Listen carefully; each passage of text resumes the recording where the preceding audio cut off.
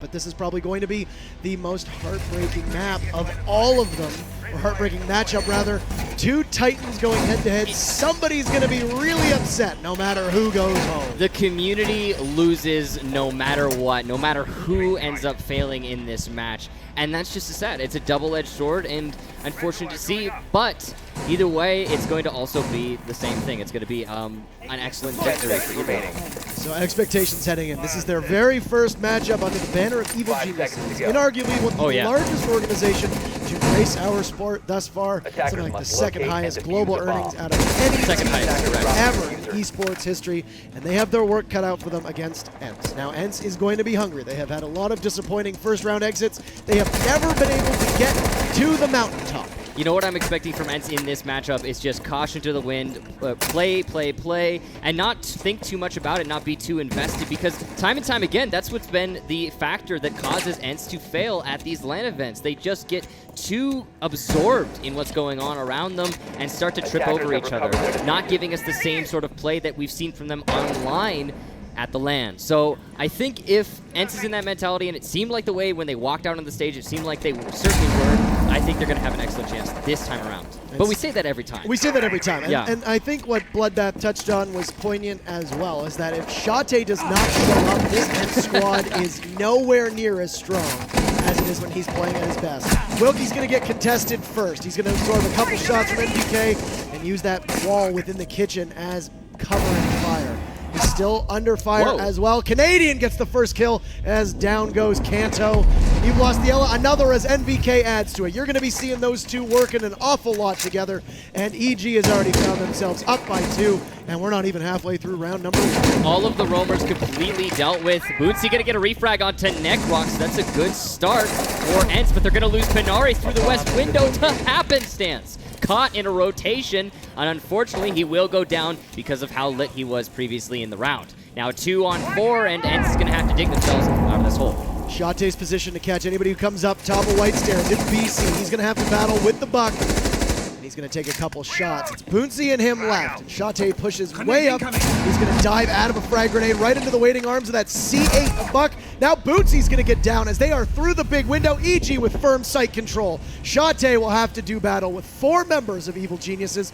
As you can see, Young does a little bit of computing in the corner. That diffuser shouldn't have much of an issue. And Shate eliminated by the captain of Evil Geniuses, and they take round number 1. You could see there from Canadian, he was always behind the enemy front lines, coming from the flank, and there was nothing in the way from ENCE to be able to counteract that. They had all of their attention focused to the west, and even then, they couldn't deal with any of the roam clear downstairs. So an unfortunate round for ENCE, and Evil Geniuses establish that momentum.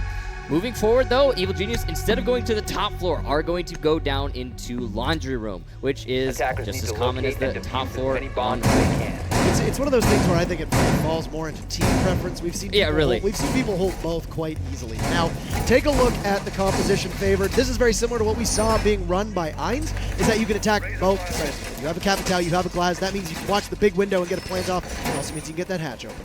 Yeah, and Evil Geniuses, on the other hand, they are going to be bringing the castle, which likely means they are going to either roam west side or at least inside of the meeting hall. And as you can see here, as Young sets it up on that main meeting hall door, that'll be the latter choice from Evil Geniuses.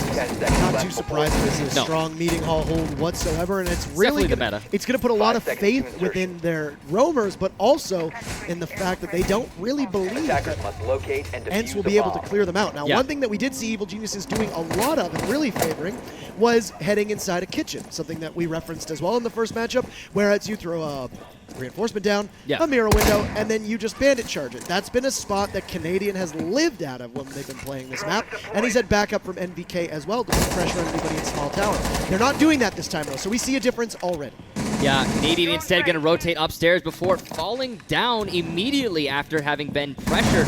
Not going to risk it at all, and I have to say I think that's the right call, because ENCE is still going to take the time to drone this floor out and establish the control via visual rather than face checking, which means time has still been wasted. They've managed to take pretty assertive control of that second floor, and now we'll be able to get to the first. That's where the real challenge is going to lie. Yep. And the question is going to be, are they going to decide to open up meeting or not? Or open up attic over top of meeting or not? Will they forego it?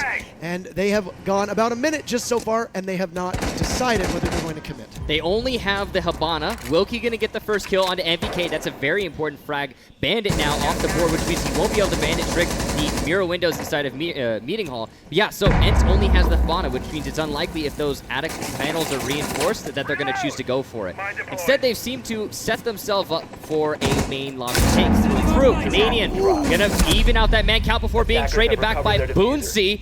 And it looks like ENCE actually might have a chance in this round. They're going to decide to give up their fight on meeting hold. That's something we've seen a couple times, but you can do so at your own peril. It'll allow them to get back to site. You saw that there were some hatches open in meeting as well. So a nice safety net, and BC losing a heads-up gun battle to Kanto Ricchetti. Now they're going to have some issues as it is a 4v2. Final minute left, and the pressure will come. Necrox and Young will have to hold down on site. Young making his return to the team. Necrox is going to get Fire Arrow, then Asphyxiating Bolt, but he'll be able to get a smoke off. He'll push up, and he'll manage to do a lot of damage to Bootsy, but not finish him off. He pushes in a spray from Bootsy, takes him down. 4v1 in the castle from Castle from Young, as there's 2 down. Oh, Kanto finishes up, cleans up Young, and we have ourselves a ball game tied up at 1 apiece. This is certainly going to be, I think, the closest match we've had so far this evening. And as you can see, the Ash play from both teams is excellent. Kanto Ricchetti, always at the flank, always where you don't expect them, the same as Canadian. And that is some great unison push into the bottom bomb site. Now, Evil Geniuses and ENCE both failed on their defenses, and it looks like an attacker trend is starting here, as we see Evil Geniuses, instead of going to the top floor and repeating their mistakes, or excuse me, instead of going to the top floor and repeating their mistakes, they will go down to the basement and try to mix things up. Very wise.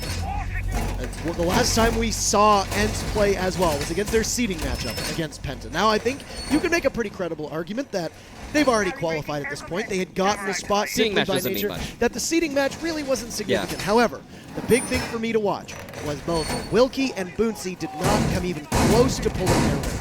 Is that a trend line that we are going to see continue here, or was it just simply the nature of that matchup? That is going to be not necessarily Shate and Kanto and Panari showing up, but those two, because if they don't contribute the way that they need to, it really doesn't matter what everybody else is doing, because they will be proverbial boat anchors on their team. Yeah, you're absolutely right there. I mean, at this level of play, playing against the #1 seed out of North America, you cannot have somebody on your team slacking. But I wholeheartedly believe that ENCE are much more invested in this match, at least mentally, than they were in the seeding match with Penta. So I think definitely Boonsey and Wilkie will be stepping up here. And as you can see, Wilkie going to be roaming on top of the tower. There is no pressure at all going on to tower right now from Evil Geniuses, as it seems like they are prioritizing the west side, which makes a lot of sense. This is pretty typical. You clear out the west side, and then you start to move on to the main lobby drop. Shate going to get shot through the drone hole onto the foot, and because this is the 5.52 commando, it's going to be a lot of damage down onto Shate already in this round. From just 1 bullet. Just 1 bullet. We've seen drone hole kills there before, so nothing too surprising. Now, lacking a sledge, they're not going to bother using an Ash charge on that. Just a very simple shot from NVK's L85 through the floor.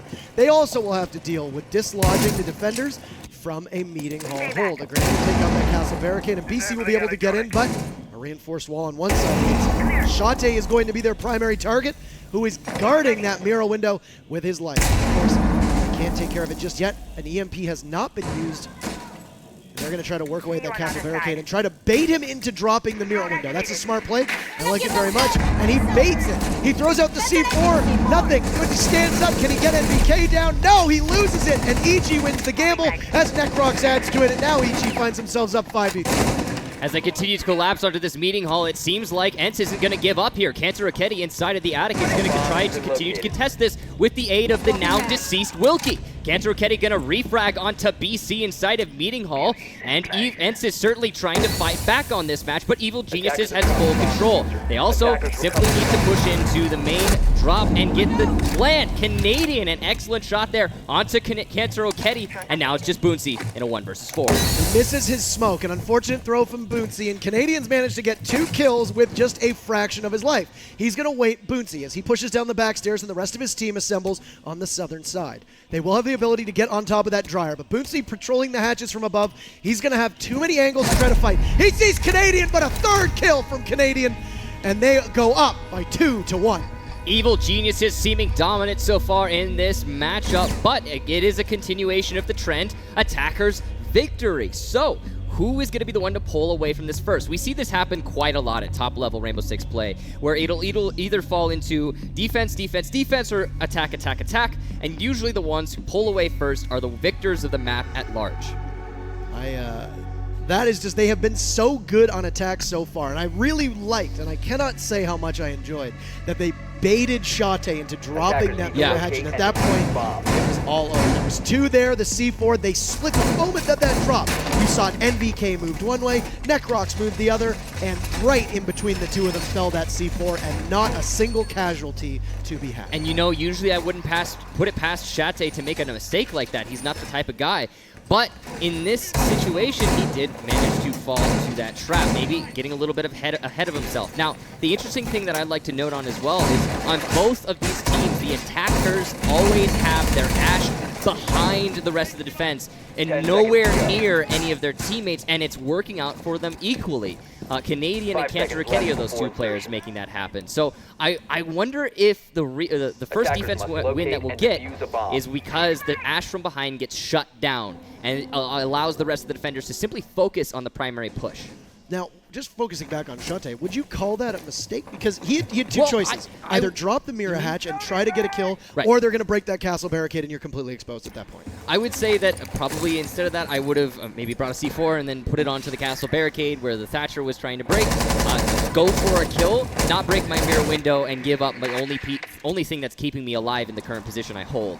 There were so many angles established onto Shate, all the way from inside kitchen through that little crack between the walls of the closet of the kitchen. The drone hole was still being played, and then they were pressuring him from the castle barricade. Like you said, he could not move. He needed that mirror window to stay alive. So yes, I would call that a mistake. Now, of course, he is not omniscient. Shate is not omniscient, so he couldn't have known all of these things, but whatever the case be, it's done.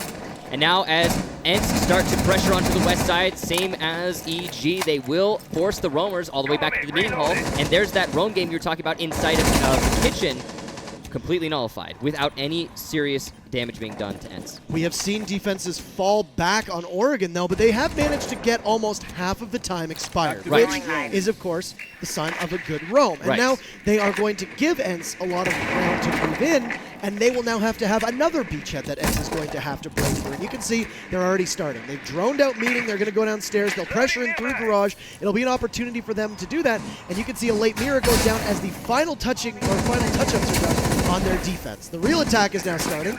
As you can see, instead of Ying, we've been seeing a lot of Capital play here. In fact, I don't even think we've seen a single Ying today. I don't think so either. As they're able to take care of that hatch. NVK gets the first kill. Down goes Canto Raketti, and he's still holed up. They have not been able to get him out of that kitchen. Canadian's going to eliminate Panari too. A 5v3 as they are in dire straits, and ENCE is pushing down Laundry Stairs.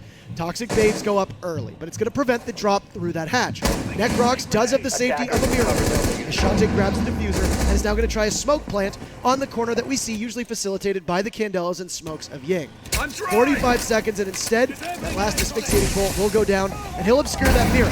He gets a kill on the Necrox, but NVK is able to get Wilkie first. Boonsy gets softened up, and it's really just Shate who's fighting at full force here. They spray into the smoke. Canadian and him spy one another as down goes Canadian. He shoots at the corpse as Boonsy eliminates him, and now Shate runs in. He's going to go for the flank onto the Mira, but as NVK picks up yet another kill, it's just Shate. The Capital peeks around the corner. He outduels BC, but it's still a 1v2, and they have control of the hatch above. This is going to be difficult. The attackers do have the hatch, or do have the plant. It will go down. NVK patrolling above. Diffuser should go down quite easily, but now Shate, NVK dropped. That's one, a huge round from Shate. He could clutch this out. It's just Young left. Will we be able to see it? Shate! What a round from him, and ENCE steals it away from EG. One of the greatest clutches I have seen, especially at this finals. Shate, we talked about he needs to step it up for them to win this match, and he certainly did. 2-2, and the attacker trend continues. Wow. All thanks to one player. What an incredible round. And that recoil control with the para, can we take a moment? Jeez. I mean, well, recoil control. He was hitting the first shot every time.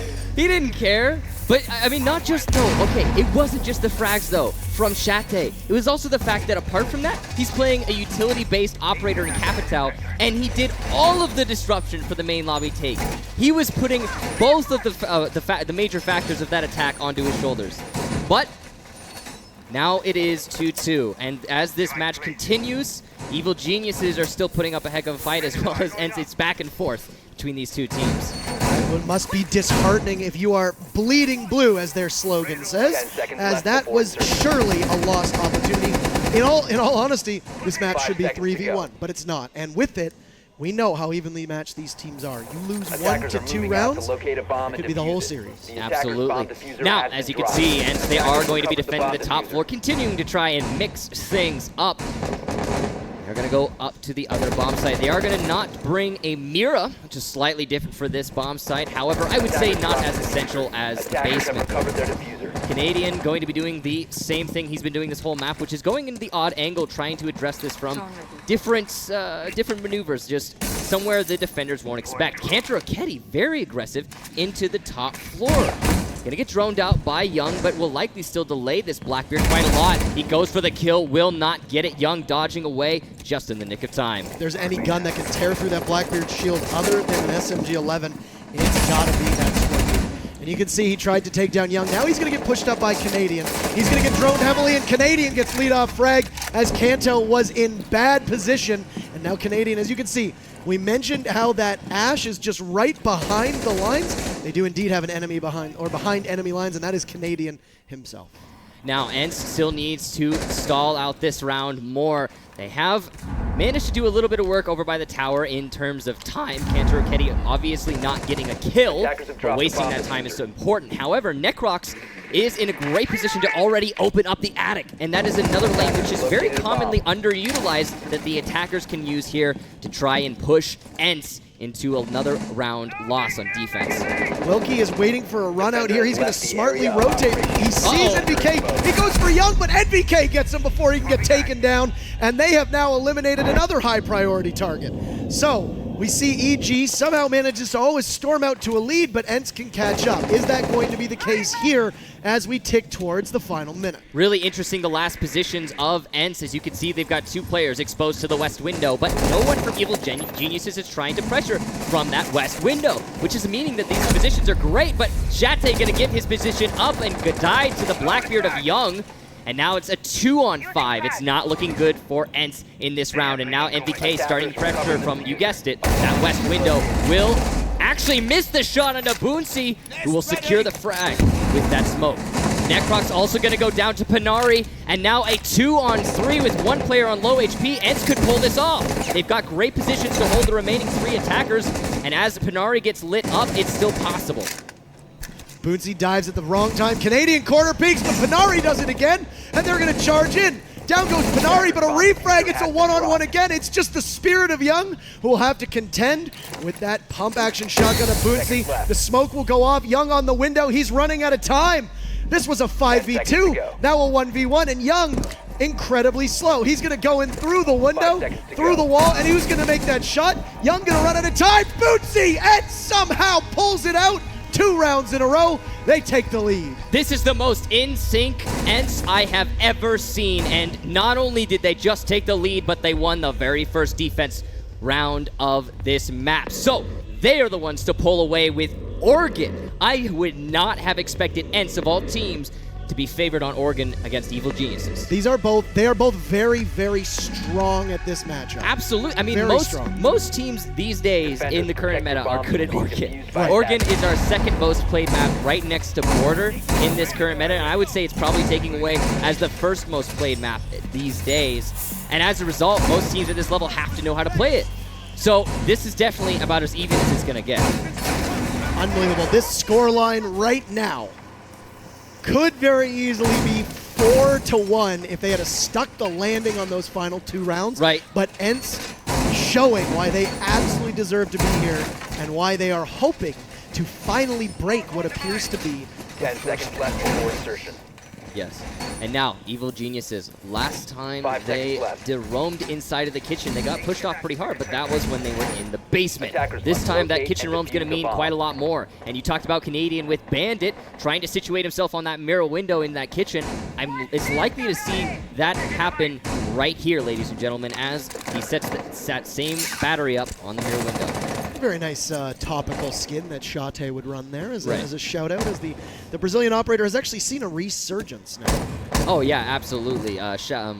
The Capitao, I think, is a little bit more viable right now, especially on Oregon. He's definitely very useful on Oregon, and I think teams are starting to figure out how exactly to use his bullets. Now, it's funny, because he's been out for a long time, but still, he's being seen useful, especially in the finals. We see our very first Ying today, which is something that she was at one point sitting pretty close to 50%, and we've dwelled on her an awful lot. Yeah. But we see it in conjunction with the Capitao too. You usually see them run in place of one another, not alongside. Disruption, disruption, disruption, and screams at the top of their lungs. They want everything they can to manage to pull away with this round win in an attack.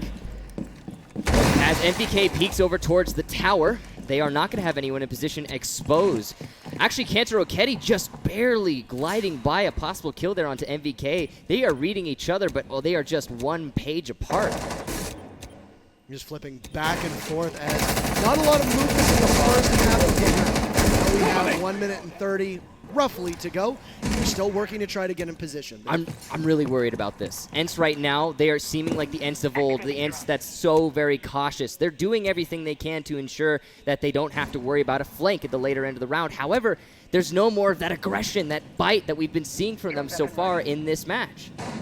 This is of course ENCE's match, which they Bomb picked located Oregon, by which we attack. thought were a bit surprising because Border and Oregon's tend to typically be what I was going to call CTM, but EG's preferred map. So this could just simply be a matter of them being more prepared. Asphyxiating Bolt is going to go down onto BC inside a bathroom, and yes, you're absolutely right. They seem to be too cautious. The real question is going to be, will they be able to stick it? He's going to get hit by a concussion mine. A smoke is going to go down, and Young leads off the killing. They're going to need more on the board than NVK and Canadian. But he goes down. Shate eliminated now, too. And it's a rally from EG. Panari climbs out to meet Kanto Roketi, but that diffuser is down, too. You can see, in case the run out, very easy for them to stick that Claymore down. They're going to have to try to get to it, and Panari's going to be the one to move in. Necrox is long-arming it. Panari jumps in. He gets the kill amidst the smoke. He takes some damage, and that's going to stop and buy them some time. Now Panari goes for another, but Canadian takes him down, and EG will easily win this round as the Claymore goes off, but it doesn't matter. We're all tied up at 3 apiece. Defenders disabled the diffuser. A great defense there from Evil Geniuses, but what is that? Is that the old ENCE? I certainly hope not, because what we just witnessed was ENCE skirting around the defense of Evil Geniuses without choosing to attack anything. They just kited for days, and Evil Geniuses is not going to give you that opportunity that you're looking for, ENCE. They're not going to do it. Half of them weren't even in the building at that point. Half of them were not even in the building. And you saw when they needed to get in there the most, it was simply too late. Now, Wilkie running a Capkin is not that Attackers need to unorthodox locate because we and saw him defuse run it bomb. a couple times before the buffs. And yes, if you're watching at home, they were unequivocally Capkin buffs. If we could please put that to bed. It was a buff, period. Yes, every, no question. Every speed you go up, it becomes more viable at the highest level of play. And Capkin is better than he was before. I just wanted to get that out of the way. But regardless, we've seen ENCE rock a Capkin before. And interestingly enough, the most times I've seen them run it, and we'll see if that emerges when we head to Clubhouse next. But now we have ourselves one heck of a matchup. Regardless of who wins, we go to match point next. And you can see the good thing about these traps, because there are 5 of them, you can put them wherever you want. Yep. And I mean, 5 seconds to it's go. great too, because you put them down and then you're instantly useful in the round. You don't have to think about, oh, if I die doing something crazy, if I peek onto something, then, maybe I won't have any use in this round. No, the Capcans will always get you there. But interestingly, they put Wilkie on Capcan. In the past, we've seen Shate do some wondrous things with Capcan. In fact, Capcan with the suppressor as well.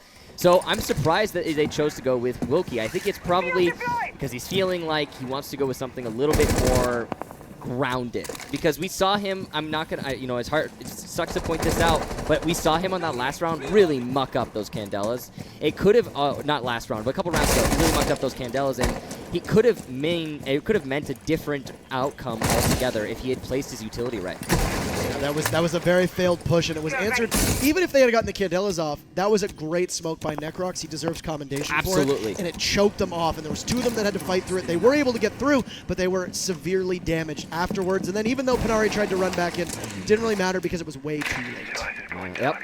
And now we could see Evil Geniuses doing something we haven't seen yet before on this map, and that is a tower construction push. Look forward to seeing how this works out for them. And as you can tell, ENCE has started the rotations back. Wilkie on the far west side is likely to see himself back in the bomb site soon as Evil Geniuses get detected by Shate using that heartbeat sensor through the wall.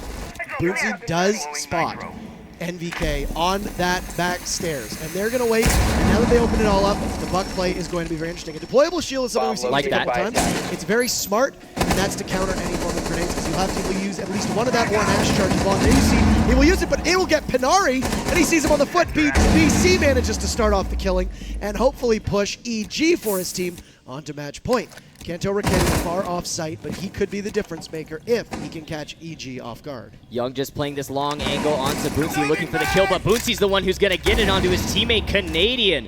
And as you can see, because of the lack of main lobby pressure, ENCE is able to easily play underneath that drop down and maneuver for retakes once the EG push actually comes. And I like that we're seeing this back take from them. You look like Boonsie's primed and ready to receive a frag. It's going to go out, but sail over top. 4v4 and some damages. Kanto Raketti does get the flank off, and Necrox eliminated. Shate's going to look to add to it onto Young, but he loses. Kanto gets another, and Boonsie adds that. So that's 2 for Kanto and 2 for Boonsie. It's just BC who has one of the only kills at the moment, but he gets eliminated by Boonsie as well, and now ENCE on match point. Evil Geniuses with their debut of the EG insignia are unfortunately going to be losing that lead and putting themselves into a tricky situation now, as if they lose the next round, they will be put onto map 2 at the deficit. Now, laundry room, supply room going to be the defense for EG, and where will ENCE come from? We saw Evil Geniuses attempt that construction take, hopefully unsuccessfully, and it's likely to see from ENCE, I would guess, a main attack. I mean, last time ENCE came out of this, it was just Shate, but if they execute properly, I think they can make it work. Boonsie had 1 kill in the seeding matchup against Penta. He currently has 1,000 times that in 10. If you want to get statistical. 10 kills for Boonsie, the first person to get to double digits, but not too far behind our Canadian and NVK. Right.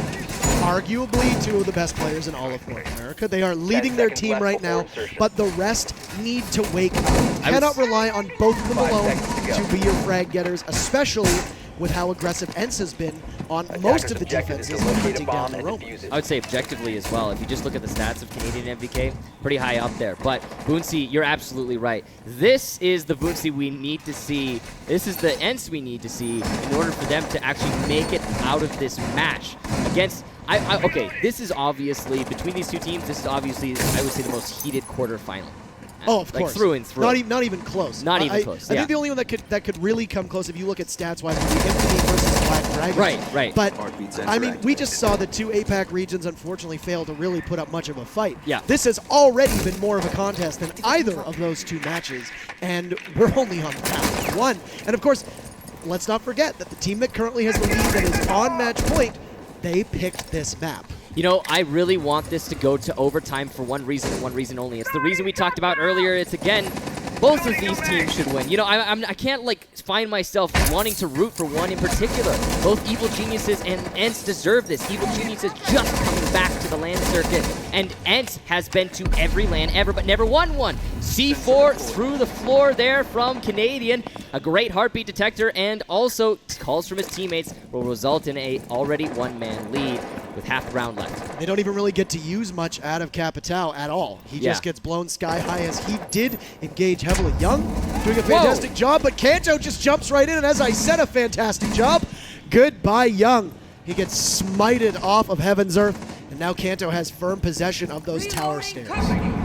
And also, because he has Attic, he will eventually have Feeding Hall. And as you can see, Evil Geniuses has fallen all the way back to the basement, all 4 of them as a result.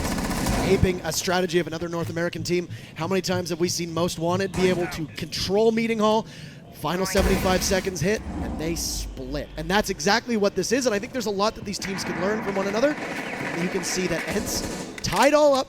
Panari holds onto that diffuser. They do have their Ying available to them, and they still have those 1 round of X Kairos to try and get that Mira and dislodge Necrox. He's going to be the difference maker at the moment. Kanto rotates from above, and now Panari's going to go down, but he gets completely blinded, runs into the smoke, takes some damage, but he will get the plant off as from above. Necrox manages to take out Wilkie. Canadian gets Panari, so that is diffuser down. We hit the final 30 seconds, and it's a 4v2 with overtime at stake.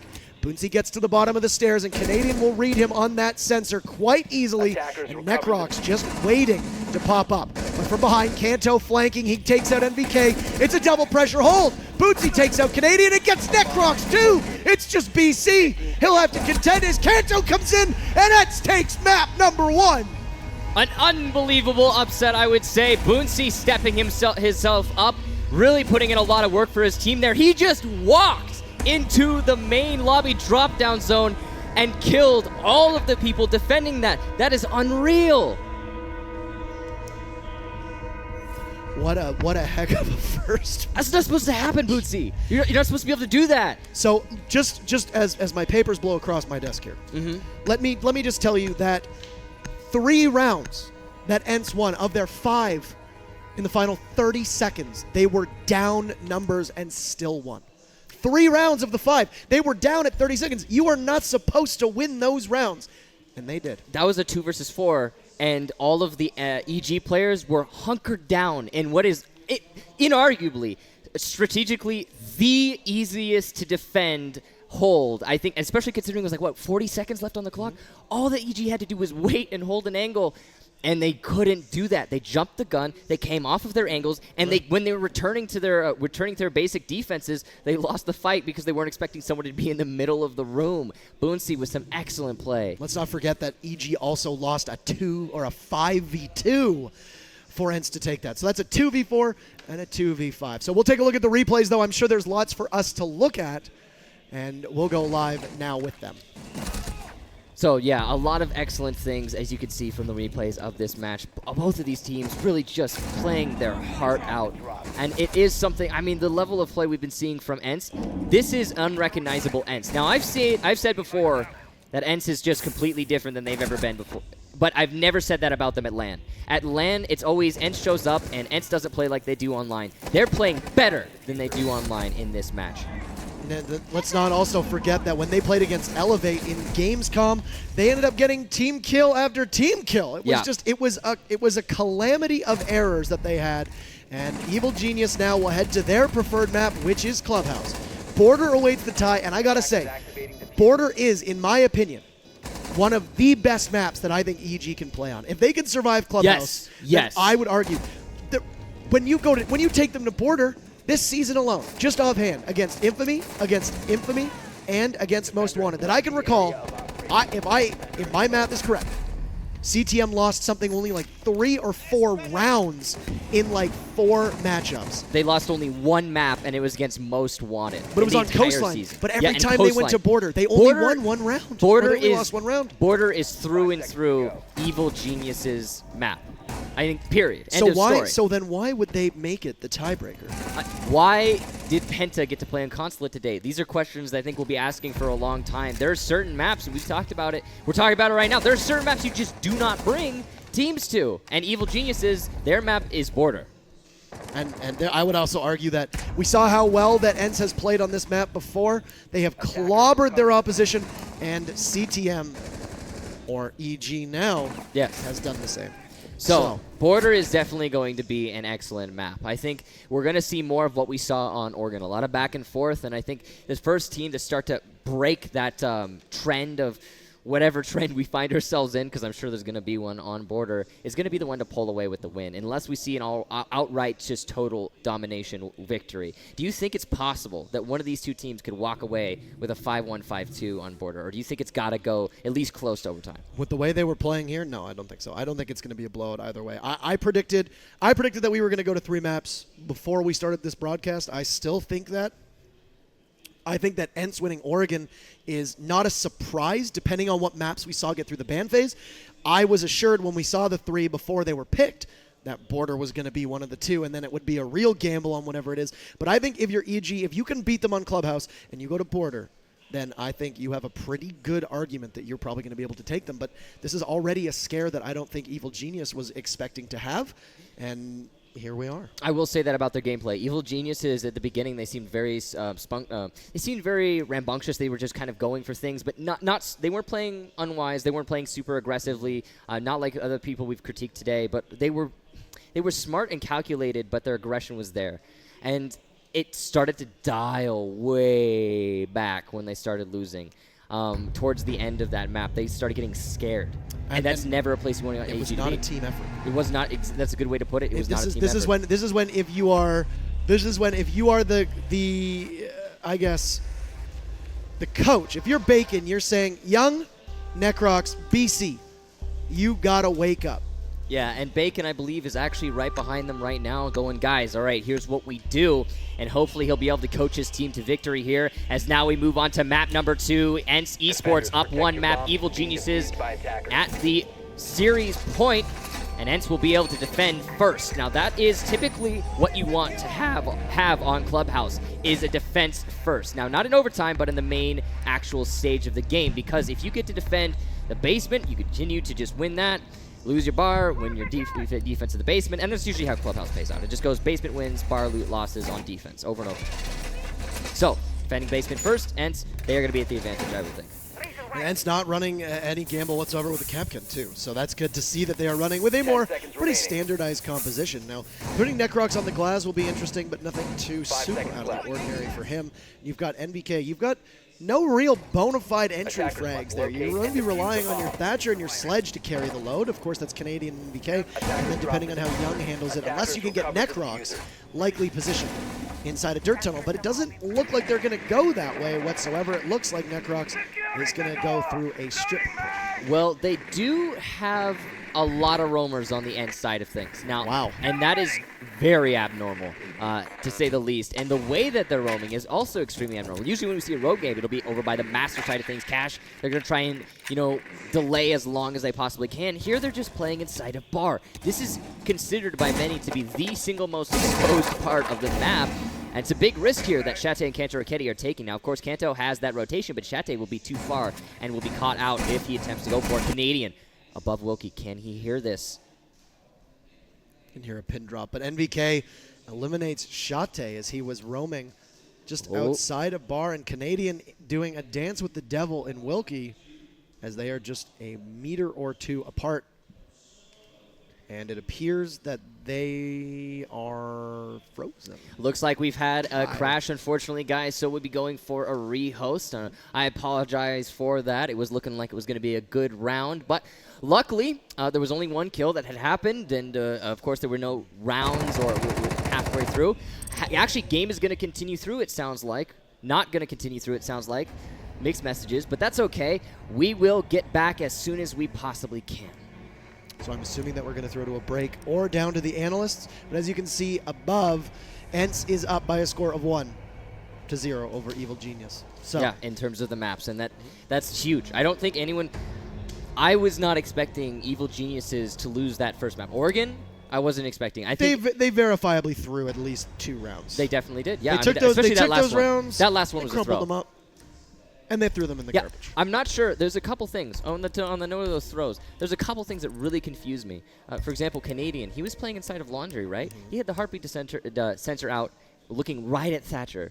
Why did he peek when he knew exactly where that Thatcher was? If I remember correctly, Thatcher pushed up and got a kill, and then Canadian peeked to try and trade it. But no. It was he killed Canadian, and then he killed the player inside of the closet. Did he get Necrox second? Yeah, he got the Necrox. He got the smoke second. Oh. So, and I was puzzled by that. I don't know why that happened. When you have the heartbeat detector, why not call for your teammate inside a closet? Just allow that teamwork to happen.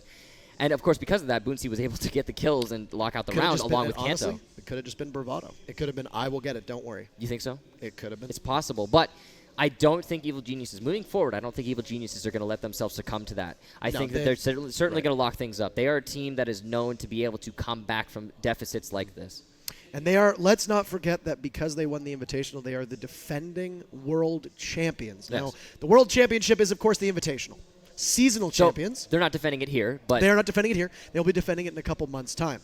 But if you take a look at the team that was formerly known as CTM, yes, and then add Penta. They have every single championship except for one That was Youngtis Season 2. out of all of Rainbow Six. I remember two losing to that. battle-hardened teams. We've already seen one go through. Will we see the other one go through against ENCE? We don't have an answer for you just yet, but they were in a bit of trouble right off the hop. Right. And we'll see exactly what's going to be going on for you guys. I apologize for this delay. Hopefully soon we can get back into the match and see what's going to happen on Clubhouse. Now, I think for both of these teams, we talked about it before. Let's talk about it again. Clubhouse is a map that either can take it. And Border is a map that either could take it. All of these maps, I can't say a clear winner on that map ban phase. For what we had earlier today, I think it was pretty much, it was pretty decisive, but this map ban phase was either one's game. So I'm going to look at this and see the maps the way they've played them. Yes. The fact that Border got to tie, let's just look at Border as the tiebreaker alone. Let's ignore everything else and look at the map that they have looked unbeatable on this season. And they were comfortable. Evil Geniuses has looked unbeatable on Border for a long time. It's Right. one of their favorite maps. Right. It's they one of, love it's one of playing it. NVK's best maps statistically. Yeah. And he just eats competition alive. But the fact that they let it go to a tiebreaker speaks to me that they are comfortable enough to lose one of these two maps and say, well, they would have had to lose Oregon because if they win Oregon, I mean, they're not going to go to Border. Yeah, But yeah. they are okay losing one of these maps and saying, we'll beat them on Border. And I think that's totally justifiable. But they have to win Clubhouse, and that's so huge because ENCE is just as vetted in Clubhouse as Evil Geniuses. And if you guys will remember, the meta for Clubhouse basement attack has been coming back to the old. We've seen a lot of church wall takes. What's old is new, exactly. Again, cyclical metas. We talked about it before. But because of that, I think that neither of these teams are going to have a distinct advantage over each other as they're both extremely experienced squads. Technically, ENCE has been around for longer, but I wouldn't. In terms of experience, they're both evenly matched. Now, we are going to be getting back into the match. Thank you so much for your patience, ladies and gentlemen. And it's going to be Clubhouse. Likely no changes in the round count 0-0. I would imagine 0-0. There's nowhere you can't even begin. It was one kill. You can't even begin to say, yeah, well, we know who was going to win that round. No. Same operator, same site, same everything. Let's do it all over again and see if Shate can live past the first couple minutes. And again, that roam game, if they choose to commit to it, will be a big risk for ENCE. I want to see how it plays out for them. Looks like it's going to be the case as they send their Mira and Jaeger upstairs, likely to put down some utility in an attempt to delay the push as much as possible. I would imagine that we're going to see the exact same setup, which in this case will favor the attackers because they'll know what to expect. It will allow them some time to drone in, I guess, a bit more leisure, if I can say that. Yeah, they're going to be like, okay, well, we know... we can just relax. Yeah, we know they're going to be roaming upstairs, so let's try and keep our drones safe. Let's just use them to actually hunt those roamers instead of trying to get the positional awareness. They've already got that established. So a slight advantage, Evil Geniuses, but we're still defending the basement from ENCE, so it's arguably even, I would say, in this instance. Now, as you can see, pool table window going to get opened up nice and quick there. That wasn't even prompting from a drone. That was just MVK being savvy as to the fact that ENCE, again, they're doing that roam, and he's going to be ready for it. So New Jammer's still going down. Now, Shate was picked off very early on. It was Canadian who was starting to creep down those stairs and engage with Wilkie. And now this time, we'll see if he's going to push upstairs as well. Looks like that will be the case. Smart. And BC will be his drone escort. Something that we have seen them do very, very well is that they always have drones in constant motion. That has not always meant that they've been guaranteed kills, though. Here's one significant difference. Kanto doesn't have his head up, and it consequently gets taken off. And now he's ready for Wilkie. He drops a grenade, but Wilkie manages to get out of there in time. Now, of course, with 3 armor, you're not very nimble, but you can see he took a little bit of damage, but still got away.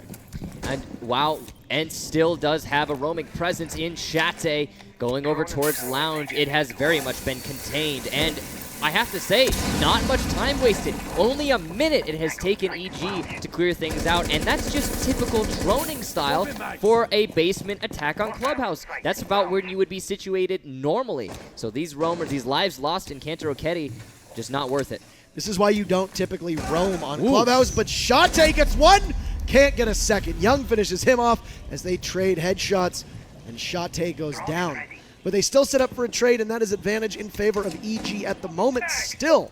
But touching on it, Clubhouse is unique in that we've said this so many times, and like a broken record, I will go again. You can fit all 5 defenders on site comfortably and still win the round. You do it because you can drone Clubhouse coordinated in 45 seconds and expose them. And as you can see here, now EG has managed to take the same amount of control. Yeah, you killed 45 seconds, but you've lost 2 of your defenders. Now Panari is going to greet Canadian, and who's going to win that one? Canadian manages to get him as it's a joint effort, as BC goes low as well, and down goes Panari. You're going to leave your Mira and your smoke on site.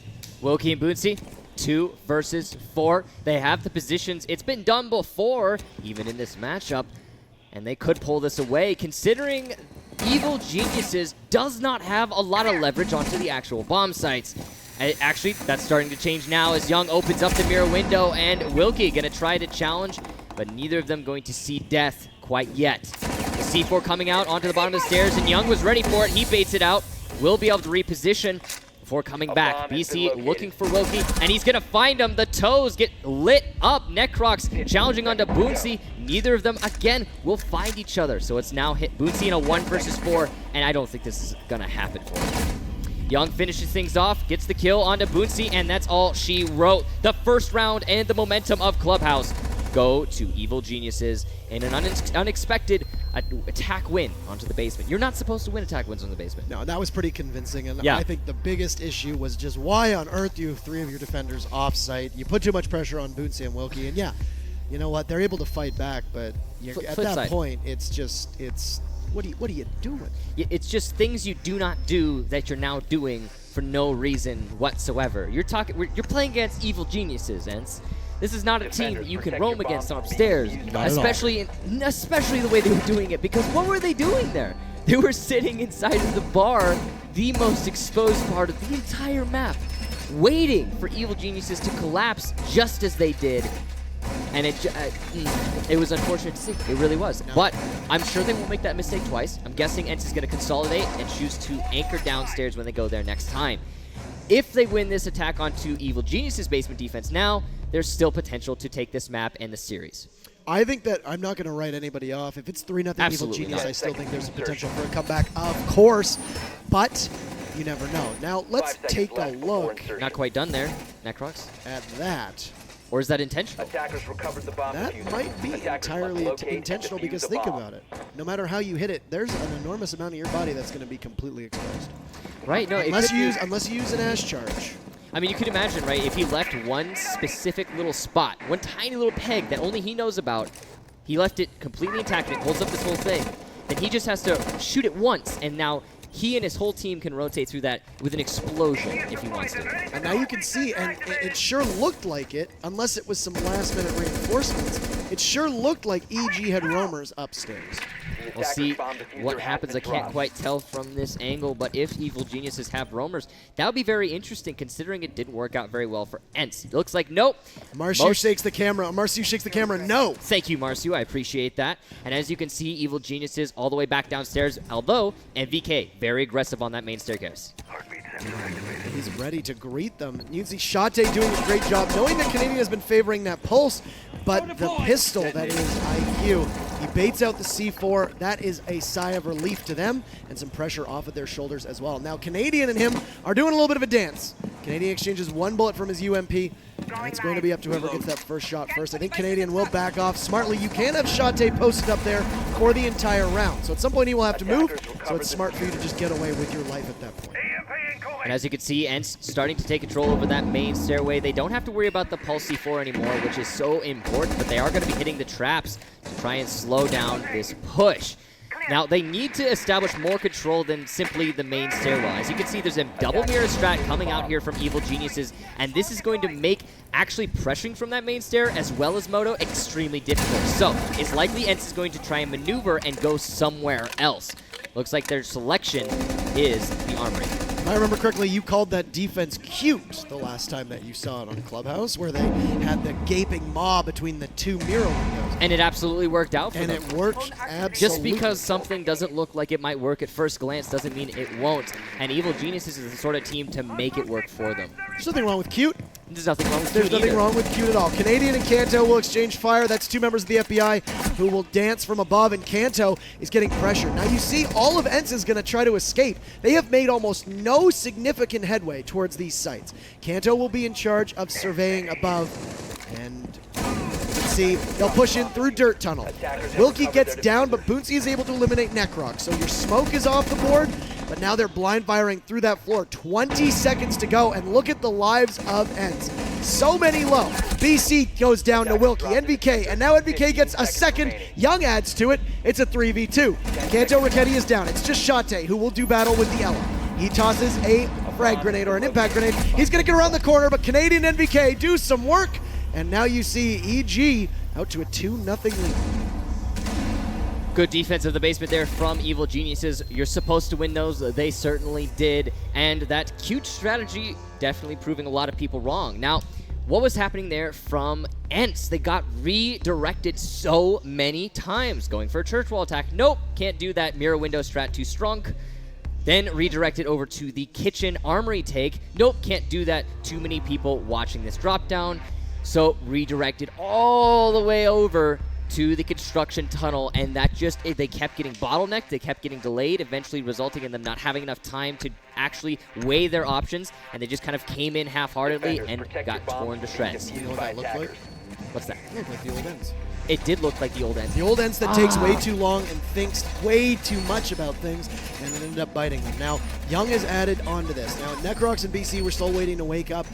The rest of ENCE, not really a good sample size at the moment just because they haven't been able to get on the board yet. But if that keeps up, I mean, then we'll have to draw our own conclusions. But I have seen a lot more consistency through and through from the roster of ENCE, and that's exactly what they need. And I think Milos talked about it, was that last land, the biggest underperformer, and a lot of people said was well past his prime, was Kanto Ricchetti. And I think he has silenced a lot of the critics over the last couple weeks. Oh, He's absolutely. performing incredibly well. It's always nice to see because just as somebody who's met him, he's a wonderful guy. Well, you got to be honest. All right, Kanto Ricchetti, a little bit too young to play the Pro League from the get-go, so he had to take some time to just get prepared. And Yes. he was obviously, they were vetting him to get onto the system, get onto the team. But it took a while because, you know, you got to go with your age, right? He was a ranked player for the beginning of his career in Siege. And it took him a while to convert over to a Pro League superstar, but he certainly did that. Canadian, interestingly, lit up. Not sure what happened there. Maybe a spawn peek that we missed.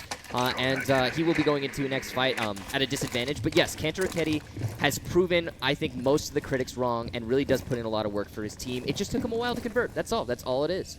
And he certainly did. Improving consistency is king at the moment. Now, Necrox, they're going to use him, or it looks like they were going to use him, through the strip club, which was where they put him last time, and it was important for him to be able to get those smokes out, but he will bypass it at this moment. I wonder if they're going to use him to smoke out and put pressure on Kitchen. And one thing that we've heard a couple people say about Kitchen on Clubhouse is we've seen very little Ying play there.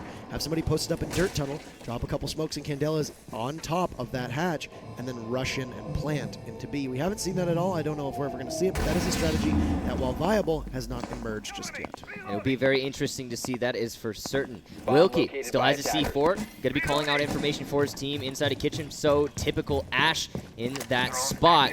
Meanwhile, Evil Geniuses have full control. They know all 5 of the defenders are downstairs, so they only need to start opening up these drop downs and pressuring whatever lane they choose. Now, I think from Evil Geniuses, we can expect to see an actual decision made in that regard on this round rather than what we saw from ENCE. We'll find out what happens. Pinari going to be on top of the mirror window, but he has no way to peek onto these players in the main stairway because of the singular mirror. They will manage to look like they bandit trick one. Will Pinari get the other?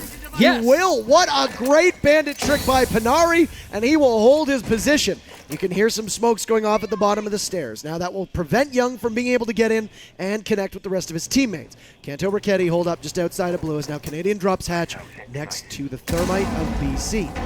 Nice call from Shate, who, with how deadly accurate he is, and as Milos said, one of the best mirror players, if not the best mirror player in the world. Once again, a great bandit trick. And now Kanto gets one in BC. Canadian is down 2. Pinari gets Necrox. EG just simply outfoxed and being outgunned. And right now, ENCE holding on hope that they don't wind themselves up at a 3-0 disadvantage. What they have not done, I think, is the most important thing for ENCE, is they get another kill onto Canadian, putting it strictly in their advantage. Chate, another, and it's all down to Young in a 1 versus 5. He's going to get one onto Chate, but no, the refrag, but Pinari's there to lock it out. And we will see ENCE take their first round of this map. The great defense of the basement. So what did ENCE not do on that round?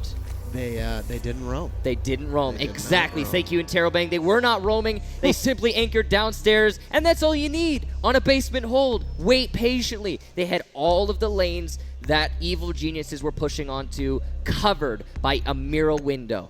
Every single one of them. Is that the mountain? Oh my. That is a Montaigne, ladies and gentlemen. They are going to go with a stock Monty push. This is so old school. It has not been done very often. And it is, honestly, if there's a team who's going to do an old school strategy like this, it's going to be ENCE. But BC's running an echo.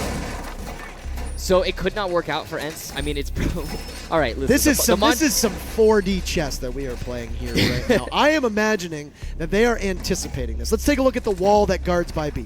If Marcy, you could back up just a little bit. There you go. They have not bothered to reinforce it at all. A normally pretty standard move. You'll see sometimes they will reinforce, maybe one throw a mirror on it. It really depends. That's a bit of an older school style strategy as well. But look, they are prepping themselves for a push there, and if they position the yokai up there as well, that could be important for them to try and hold off the mountain. It's all going to come down to speed. If BC's not in a good position to counteract that push, when it happens, then, well, obviously he's not going to be able to stop it, and that's the only thing that could stop it directly because of the Montaigne shield being so useful. However, as you can see here, Necrox getting very aggressive, running out towards Kennels. He will, in fact, be able to call for his team the rotation as soon as he starts getting pressured because he's playing dedicated into the bomb site. More importantly, he can delay this push and this plant by himself because, you guessed it, he's a smoke. He's got those gas canisters. He can also fall back down the drop in that bomb site and safely, without any exposure whatsoever, deny the plant. Now, what is their push going to be here? Because right now it seems like now that Chate will get up to help Boonsy, Montaigne stands wedged in the doorway, standing as a vanguard. You'll see they will take some damage. Chate gets shot at from below. That wall, now he's going to look to try and see if he can get somebody in a straight-up gunfight. Necrox will drop very far back, and they're going to probably just go for a quick plant in. The real question mark, where is Yokai at the moment? Do they have what it takes? Plant is going down, and Yokai is nowhere near. Are they going to let this go off? They are. EG in a dreadful miscue allowed this strategy to somehow work, and now ENCE puts themselves up 5v3, and it might all be over for this round. Pinari gets NVK, and how is this strategy working? Young gets one in Kanto Raketti, but Mountain stands just there as Chate works around the corner, and ENCE somehow wins that round with a Monty push through stock. And that's not supposed to happen. Things that are not supposed to happen are happening today, and they're all happening for ENCE eSports. An excellent attack strategy there, but what was the cause of that success? It was the Yokai drone being nowhere near the B-bomb site, and even on top of that, the rest of the defenders are just kind of scattered all over the place. There was no actual focus or attentiveness placed on that B doorway. The smoke didn't try and deny the plant from below.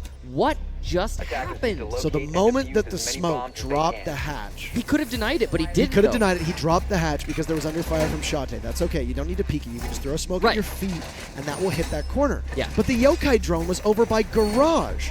It wasn't, and instead it started to go into Garage before they could revert course. But at that point, it's way too late. Yep. And it's you've got the Twitch drones off the board. To the best of my knowledge, Chate was all out of Twitch drones. That Yokai can go in unimpeded and knock Monty out of his extendable shield, and then you can just simply out-frag them.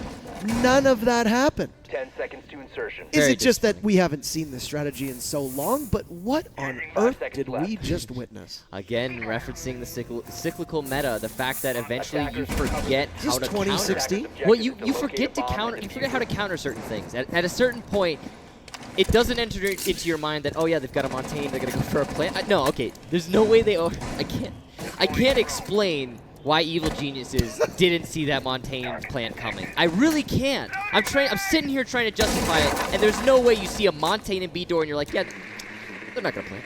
It was just thought that it was he just was a unfortunate. distraction? You know what? It was just unfortunate. No, they didn't think it was a distraction. It was just an unfortunate mistake made by Evil Geniuses, and I'm sure they'll learn from it moving forward. But Now it is Evil Genius's turn to attack onto the bar defense, and the score is 2-2. So it probably will be favoring Evil Geniuses, but no, as Shate downs Young, that's already 50 HP gone because obviously the Young is going to get picked up. And then he had to escape the bullets of that DMR of Glass. He'll now be able to open up the door into stock just outside of Kennels. You can see they'll burn the ADS as well. It's more important to get rid of those flashbangs than it is the smokes of Glass. Necrox is going to be able to push in, but what is the strategy involving? Shate is still on the run. A great pinch as MVK eliminates him. And now we find Evil Geniuses able to hopefully regain momentum for their sake. This is really great. I love this attack strategy from Evil Geniuses. Take control over the main garage. Cantor Kenny's going to get a refrag by running out onto MVK. That was essential. If he hadn't done that, this round would have probably already been lost for ENCE eSports. But the attack strategy, take control of main garage, open up that wall, make sure you have control of the front door, cut off the rotations using lounge wall and the front door, and you easily have control of the B-bomb site after you put a buck up inside of cache. This is a very basic strategy, an old one, but it is a beautiful one, and it's being executed excellently. The only thing that could stop them here is if ENCE do more plays like what we just saw from Cantor Ketty. You'd see the Yokai drone is in good position. This is where it should have been. Evil Geniuses take note. This is where you ought to have been. The head of Panari will peek around that corner by the jukebox as BC tries to go for the shot, but his 5.56 just unable to make it work. And it looks like they're going to try to smoke out that doorway as Canadian is going to have to join them. Now, his plan and his ploy is going to be incredibly important. Final 45 seconds, and we are all tied up. Will we see ENCE take the lead for the first time on Clubhouse and essentially knock Evil Geniuses back onto their heels? BC sees the Yokai, gets a shot in at it, but doesn't successfully claim it. Now you can see some blind fire through those smokes there. The Yokai is up top. And Bootsy takes some damage and a bit of a levitating Hocus Pocus style toxic beauty as Necrox and BC get two. Bootsy and Panari down in a flurry of headshots. And now Kanto Ricchetti will try to push in. The diffuser goes down. These stock pushes are proving to be so effective. Now it's all up to Wilkie and Kanto. They'll hit a quarter of the way on the diffuser. They've got their work cut out for them. Both Young and BC very low on health, and we have seen them be able to clutch this out. Wilkie sees BC, wasn't much of a challenge, there wasn't much of him left. And Necrox watching for the flank. He eliminates Kanto. Wilkie will rotate in, but his position is given away. Is over half the way onto the diffuser. And Kanto manages to finish off Canadian, who will simply bleed out. Necrox comes up big when you need him. And Evil Genius with a scare, but they take the round. They're up 3-2. Great execution there, not using a Montaigne, but still making it work for them. Using instead a basic strategy using with smokes. And I like that they went the extra step. Now the Montaigne strategy by many people's standards is kind of lazy because you don't need to take control over cache. You don't need to open up the floor into storage room. You don't need to take control over the garage. You simply need to put a Montaigne on the door and plant behind him. Right. And all these other things are things you can do, but you saw ENCE didn't. And in this instance, Evil Geniuses, they put in the extra legwork. They executed all these different steps. They cut off the rotation, specifically also just before they could open up that wall and garage on the front door, which was great. And because of that, ENCE was forced farther and farther away from the bomb site. They lost the players who decided to stay and try and hold the bomb site. The plant was pretty easy to come out after the smoke went out. It was very well played by both teams on stock too, and I think ENCE played it extremely well. But more than that, they were, you know, the direct beneficiary of a huge mistake by Evil Genius. But the other way around, I think ENCE played that very well, but they just simply didn't have the firepower to deal with them. And here we go again. They're going to do the same thing. Necrox is going to prime that little wall so they can't burst inside of it. It's something that we've seen Evil Genius do twice, and I think that this is definitely calculated. I got to see, like, where is the little hole that he's leaving unbroken so that it's just the wooden pillars. It's just the wooden pillars. Like, which one is it, though? Well, if you're going to do that, and you want it to be like the sort of situation where you can burst in through that wall immediately with one shotgun blast, like the Kool-Aid, it's going to be... Oh yeah! Oh yeah! It's going to be one little wall. It's not going to be like 2 or 3. So I want to know which one it is, and I want to see if it gets used or if it's just holes. If it's just holes, then it's just holes. We're overthinking it. Either way, ENCE eSports, they are going to take control over this top floor for the most part. We do, I believe, have one... Nope, no roamers. Necrox going to be inside of the tunnel. If you count that as a roamer, personally, I do not. Everybody's going to be on the bottom floor here from Evil Geniuses, and I would say this is the right call for their team. And you can see Canadian rocking ACOG, so they've given him an ACOG, so he's gonna be able to frag out at long range and also provide a little bit more sustain to his team. Now, if you've been watching, most of the kills have been headshots thus far, and I like that they're running the Earl Grey tea charm because Yeah, Earl I've Grey noticed is that. EG. That's very clever. That's very clever. EG, Earl Grey. Earl Grey. Beautiful. Now they'll break that window just inside a kitchen, taking about as much time as ENCE usually does.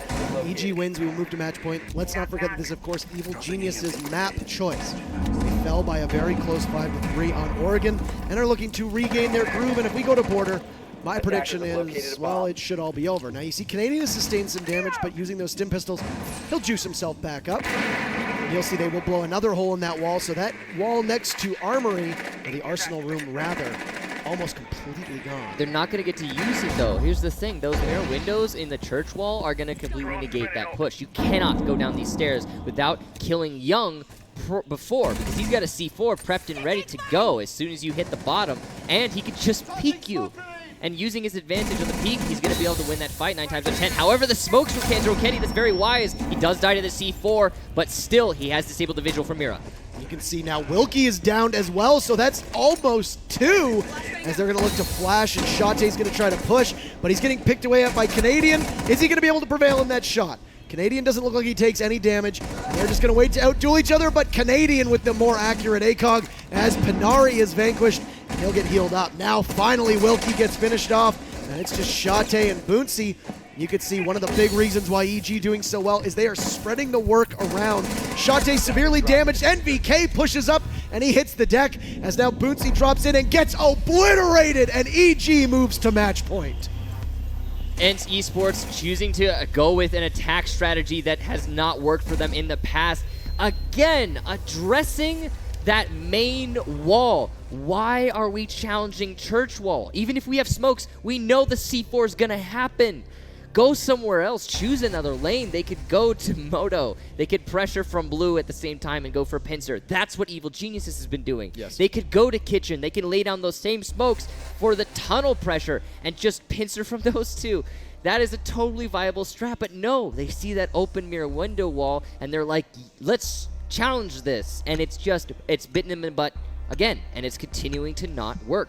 Adapt, ENCE eSports, overcome. Now, where is ENCE going to drop its mirrors? That is my main question. Yeah, we have good question. We have seen them put them on church wall. We have seen them put them on the wall from Armory, facing blue. Yes. Are we going to see them I think so. deploy both, or are we going to see that last time? Because what they did very smartly was they did that. Oh, and then wow. That's new. That is a bit unusual. Yeah, it is a bit unusual. It's To say useful. the least. You could get some pretty good use out of that mirror window, though. And I like your inquisitiveness when it comes to those mirror windows, because I think this is actually going to play a huge role in this round. Having a mirror window on that Armory wall is going to be about... It's not going to be quite the same as the mirror window strat we've been seeing from Evil Geniuses, but it'll apply the same pressure. But, okay, so you're Shate. You're sitting there in the mirror. Attackers have recovered Yeah. their diffuser. You are Attackers essentially going to be able to must see locate a and big defuse the bomb. portion of the bottom of those stairs, which is beneficial. You get all the info there. You've got your sight lines. You've got your little hole next to the mirror window, so you can potentially get your C4 out for a delayed push. But you have, unless they're going to put a mirror window over by Panari, you've essentially rendered that entire wall by Church useless. So all they need to do is get that bandit charge off and blow it open. They can get a thermite down there. He hugs that panel where Panari is sitting right there, and you have no cover from that mural whatsoever. And you say that, but if you recall, in the past, when ENCE was defending the basement and actually anchoring in the basement, it was because Panari was so extremely successful on his bandit tricking that they won that round. He Yes, it got was very impressive. 2 sets of Habanas and a thermite charge, delayed the round for a minute by himself. So if they can do that again, and with that mirror window, they could call exactly where Panari needs to put his bandit charges, then I don't think that it's going to really matter. As long as they can avert the pressure onto that, oh no, well there goes the mirror window. So and much ladies for and that. gentlemen, that is exactly why you do not put a mirror window in the armory facing towards the main hallway, because now it's freaking useless. Bootsy get a team kill onto no! Wilkie. Why, old ENCE? It's the old ENCE back. Ladies and gentlemen, this is what we've seen from them at almost every single finals. It's happening again. It shouldn't be happening again. They have been so strong so far, and Shate gonna get the one tap to try and bring his team back. Yes, please, more of that, Shate. Thank you very much, sir. Can I have some more? Absolutely. So at least he is able to get a kill, but you've lost Wilkie. That is crucial that you lose the cardiac sensor of the pulse, as well as that C4, all to Booncy's SMG-11. Now you can see BC, who's very low on health himself. They do have time to get a reset if they really need one. I don't think they're going to go for it, though, because I have a feeling they're going to try to break open that the reinforced wall inside a church. They will smoke, and look at where Necrox is. Shate tries to out-peek him, and oh my, how does Necrox get down? What a shot! They'll have to pick the glass up, and Kanto eliminates Young. Somehow, ENCE is pulling this round out of a hat, and as that smoke dissipates, Bootsy finishes Necrox off. It's a 4v2. BC very low himself, and Shate gets Canadian, but BC and just his hair of health eliminates one, but Kanto finishes it up, and we still have a match to play, 4-3 EG. A great defense there from ENCE eSports. Despite the team kill, they made it work for them. And that mirror window, despite being opened, was still useful in that round. It just wasn't a normal mirror window. It was a hole in a reinforced wall. So at the same time as... Oh, no. Oh, no. What happened? Oh, no. Oh, no. Oh, no. Oh, no. Not again. When you see it. It's happening again. Montaigne going to be brought out again by ENCE, and it is going to be another bar stock defense from Evil Geniuses. You have to imagine that Evil Geniuses is not going to make the same mistake twice. There is no way that they see a Montaigne pushing in through the B door and go, yeah, let's put Echo over in pool table. But what are they going to use the buck for? This is going to be very interesting to me. Well, the buck is likely to go up inside of Cash, right? Because that's what we saw Evil Geniuses do. Yeah, I mean, you put the buck inside of Cash, you force... it means that nobody can pressure in the B-bomb site. Nobody can be in the B-bomb site to try and deny that Montaigne push. There's still the Echo drone, of course, but it's a lot of pressure alleviated. Also, it's again, it's the same thing that Evil Geniuses do. And if ENCE goes the extra mile and they also choose to open up the garage wall with those Habanas, then I think they could have a much more fleshed out, much more solid attack strategy here in this round. And they won't have to rely necessarily on the luck of maybe BC having the Echo drone nowhere where it should be. Now, truthfully, I can't imagine that they're going to maintain in the same way. I would imagine think so? they might even take him to strip. Well, let's see where they that spawn. That would be my guess. Thank you, Marcio. Thank you, Marcio, indeed. But it does look like right now they are spawning in the same spot, so it could be. I just figured you can't fool the devil twice. Right, yeah, I think you're absolutely right. Evil Genius has to read into this strategy and know what to expect here. I cannot believe... Yeah, and MVK, I think I'm pretty sure he heard that Claymore go down, so he's going to be calling for his team right now. He's like, guys, they're going for B again. And as soon as they start hearing the shuffle, the pots and pans that is Montaigne, they're going to be like, oh, yeah, rotate, rotate, rotate. But where is BC's drone right now? Yokai, where are you? Please. It's heading here we go. Here we go. It's heading there, and you can see that... No! But Canadian gets a big kill on the Hibana, but that's not going to be a big difference. But the drone dives down, and they're going to have to get back up. That's still going to give some breathing room, but the big question is you're not going to be playing a game of kills in this instance. You're going to be playing one, in essence, to try and stop a plant. You'll see a smoke will go off, and now Monty will have to run away with the company of his teammate Shate. And you can look, now they're heading towards strip. And you called it, certainly, the rotation here from ENCE eSports. They faked out the Montaigne push. Very smart if it works out, but it's also a huge gamble. They have managed to make it so none of the Evil Geniuses players are inside of strip. They're going to face check it successfully. A good prediction there by ENCE, and they have control now to go for a pool table push. However, Evil Geniuses is read into this, and they will have the rotations well in hand. Oh, Kanto lets Barely Young lets get that kill away, away. and I am surprised, but a disorientating burst onto Boonsy, as now he loses his shield, some more damage. He'll get hit once more. Will they be able to finish him off? Wilkie provides covering fire, but Young refrags, and that's a 1-for-1 as Necrox finally gets the mountain down, and now Evil Genius only has 2 more to go to close this one out. Make that one as Canadian finishes up on Shate. Kanto rushes in. He gets Canadian, but Necrox finishes it off, and we're going to overtime.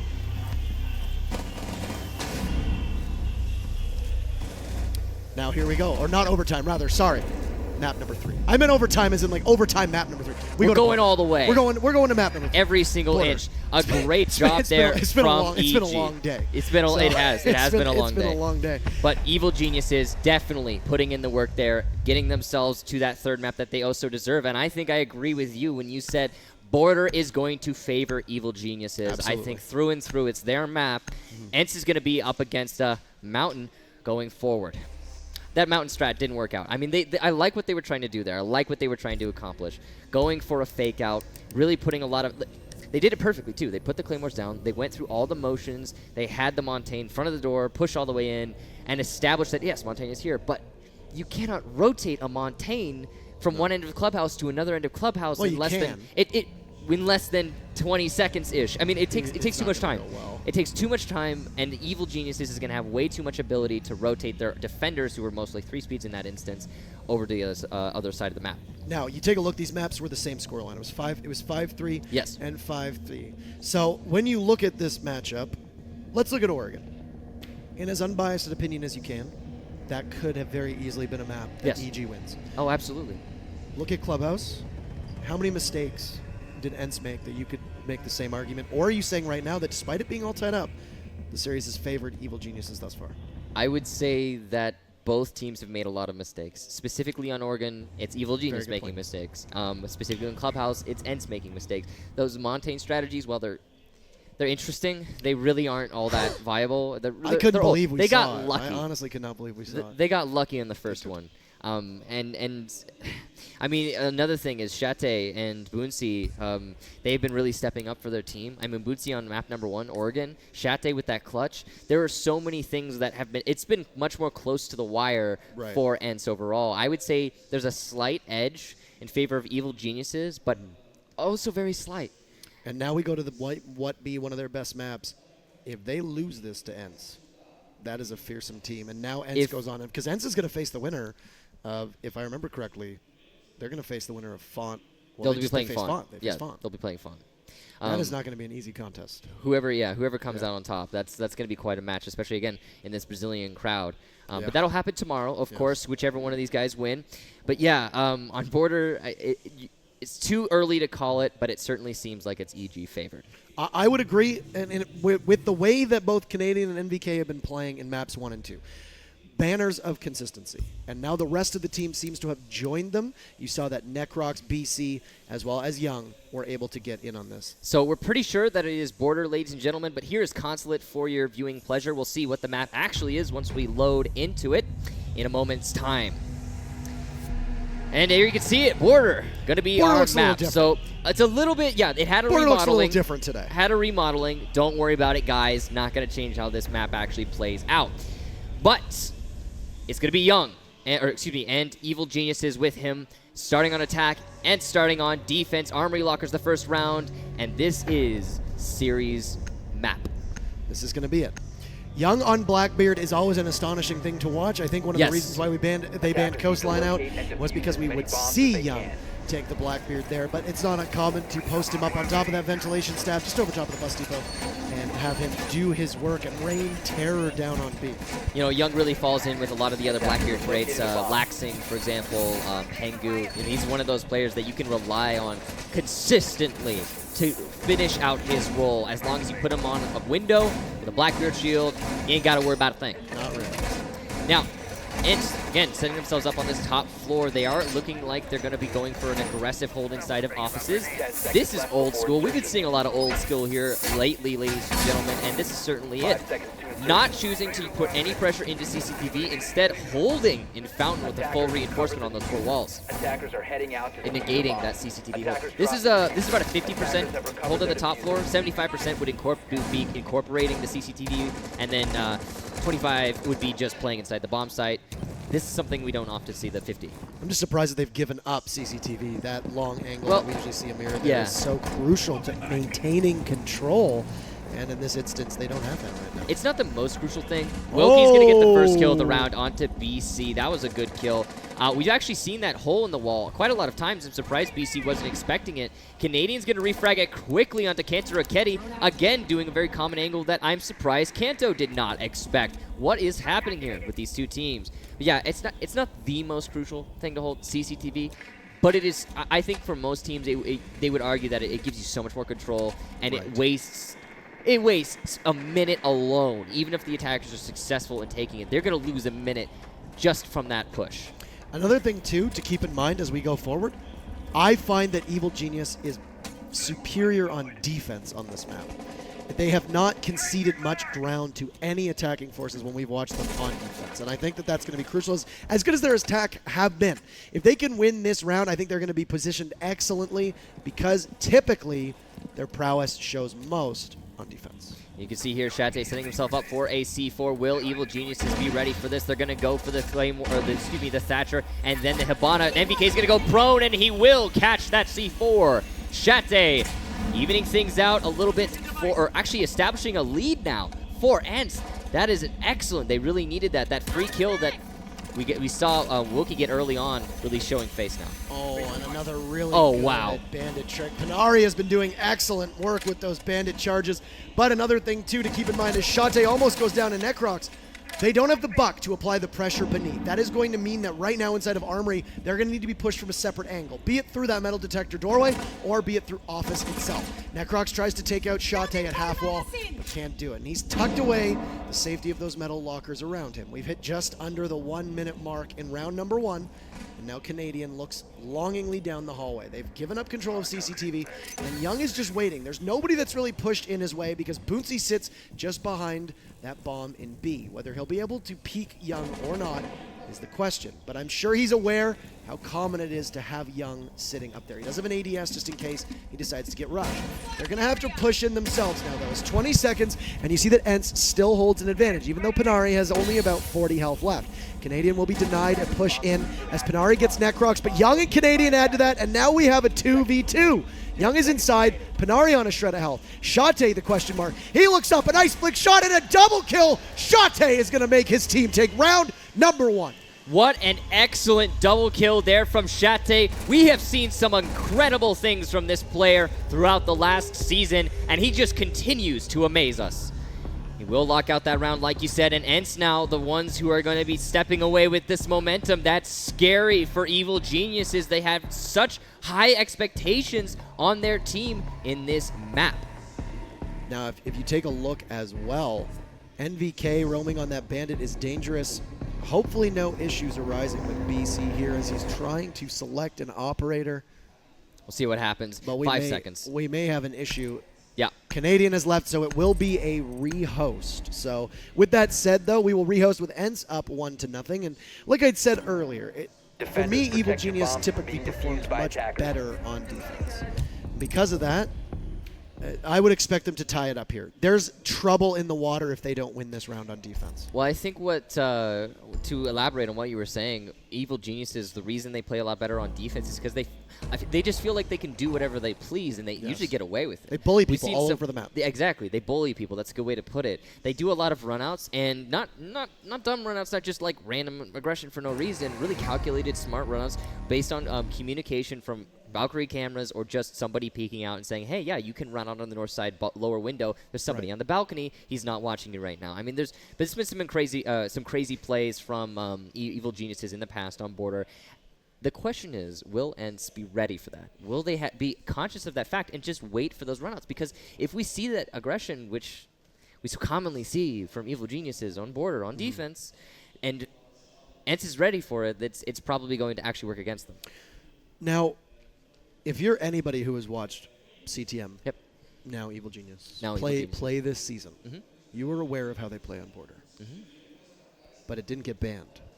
So as much as we said that, yeah, CTM might feel very comfortable on all 3 of these maps, keep in mind that it was ENCE who let it get through the ban phase. Now, two things happened.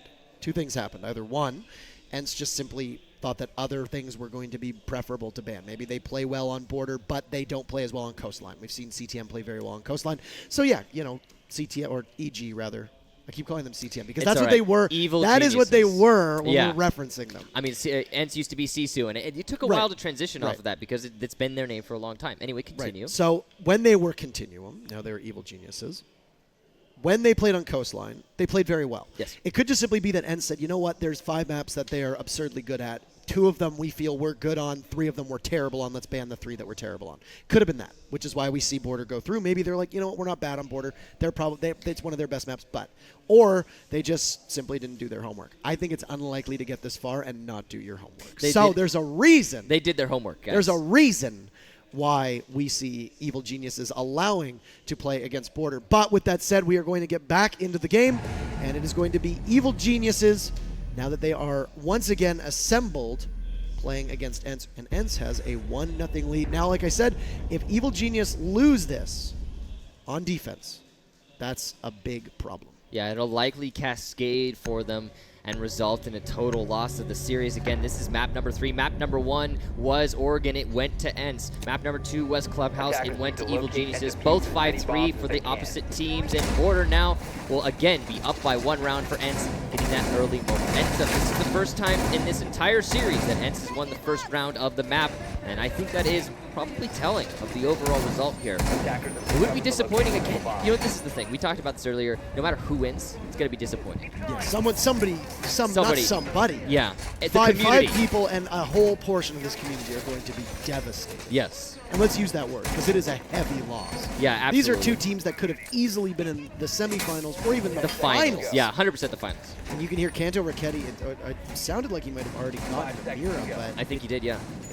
He might have scampered away if he dropped one of the Miras. CCTV, I think, Marsu? CCTV Mira? Let's see it. Yeah, no, he got the Mira window. MVK is going to have to play with a broken Mira thanks to Kanto Ricchetti with some great Twitch drone play. Thank you, Marsu.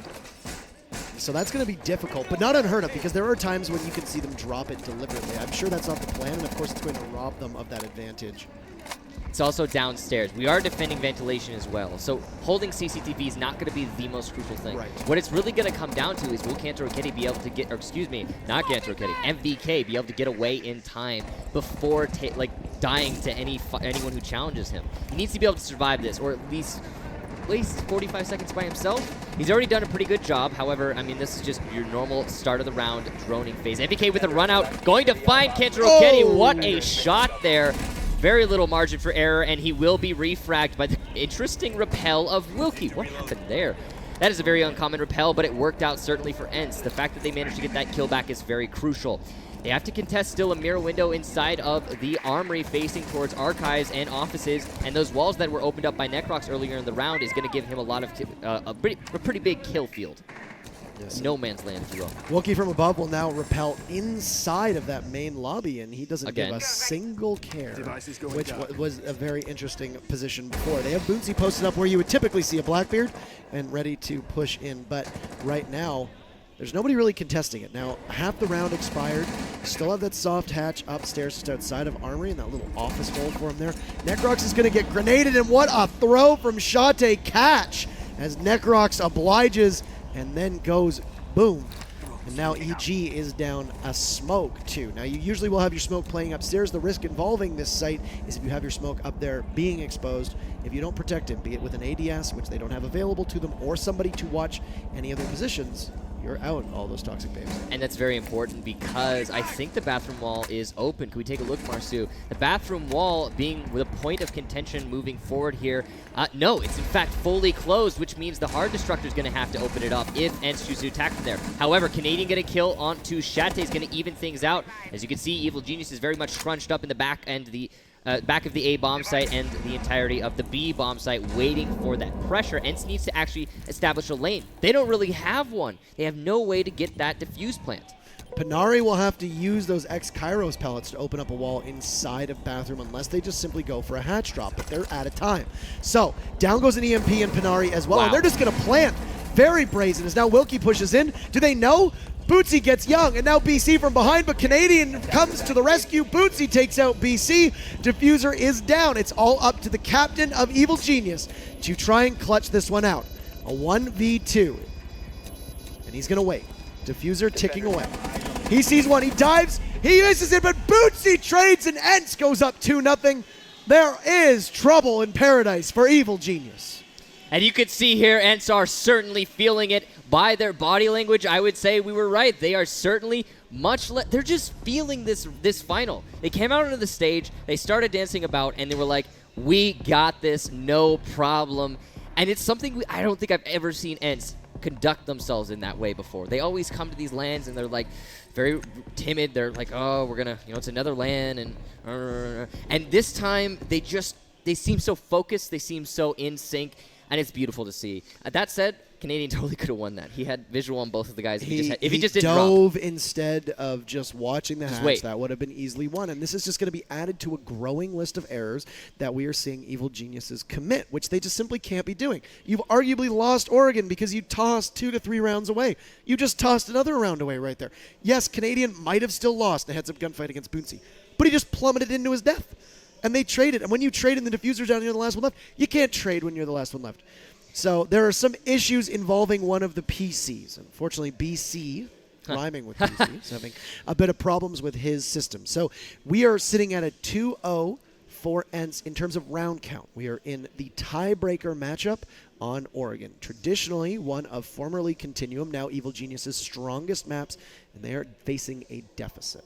You know, it's really interesting because if you think about it, every time that Evil Geniuses has gone to LAN, I think every time they've won. They went to the Year 1 Season 3, they won that. They went to the Invitationals, they won that. Then they didn't go to Year 2 Season 1. They didn't go to Year 2 Season 2. They're undefeated at LAN. They're undefeated at LAN. This is, if they lost here, this would be their very first time going home without taking the trophy with them.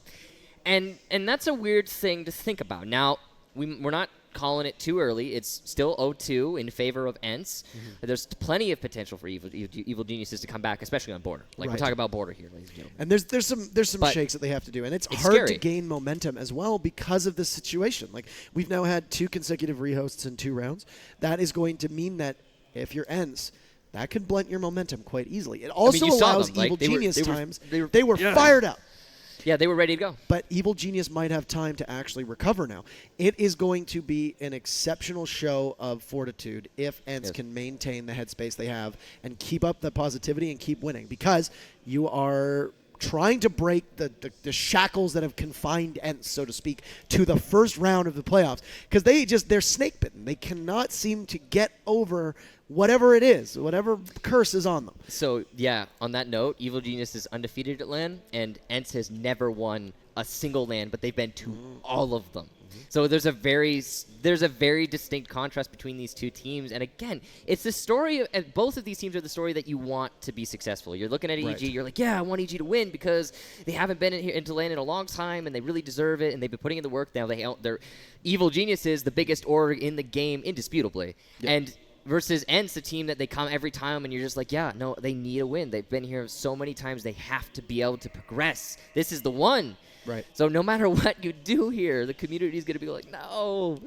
But and also, then an even fiercer matchup. And the best part is that the longer that this goes, Font has more and more information to pull from these matches because they're going to be playing them next. And there's not a lot of information on Font, let's be honest. That was a 10-2. It was pretty concise. And Evil Genius, if they've thrown out their entire their strat book and they're coming up with new things, and certainly we've seen things out of ENCE that we certainly didn't see during the regular season, I'll tell you that much. Oh yeah. And now we're seeing a lot of strategies that may just be one-offs. Sure, maybe they counter-strategy deliberately to take them on, but regardless, these are things that Fawn are going to be able to delve into and really get a good handle on. And it's going to hurt both these teams in their direct next matchup, as it's, causing them to continuously have to play now. Absolutely. And to elaborate a little bit on what you were saying, some of the things from individual players that we've been seeing on ENCE that is different than the past, specifically Panari and Boonsey really stepping up. Like, we've talked about it. Usually, I find it comes down to Cantor Oketti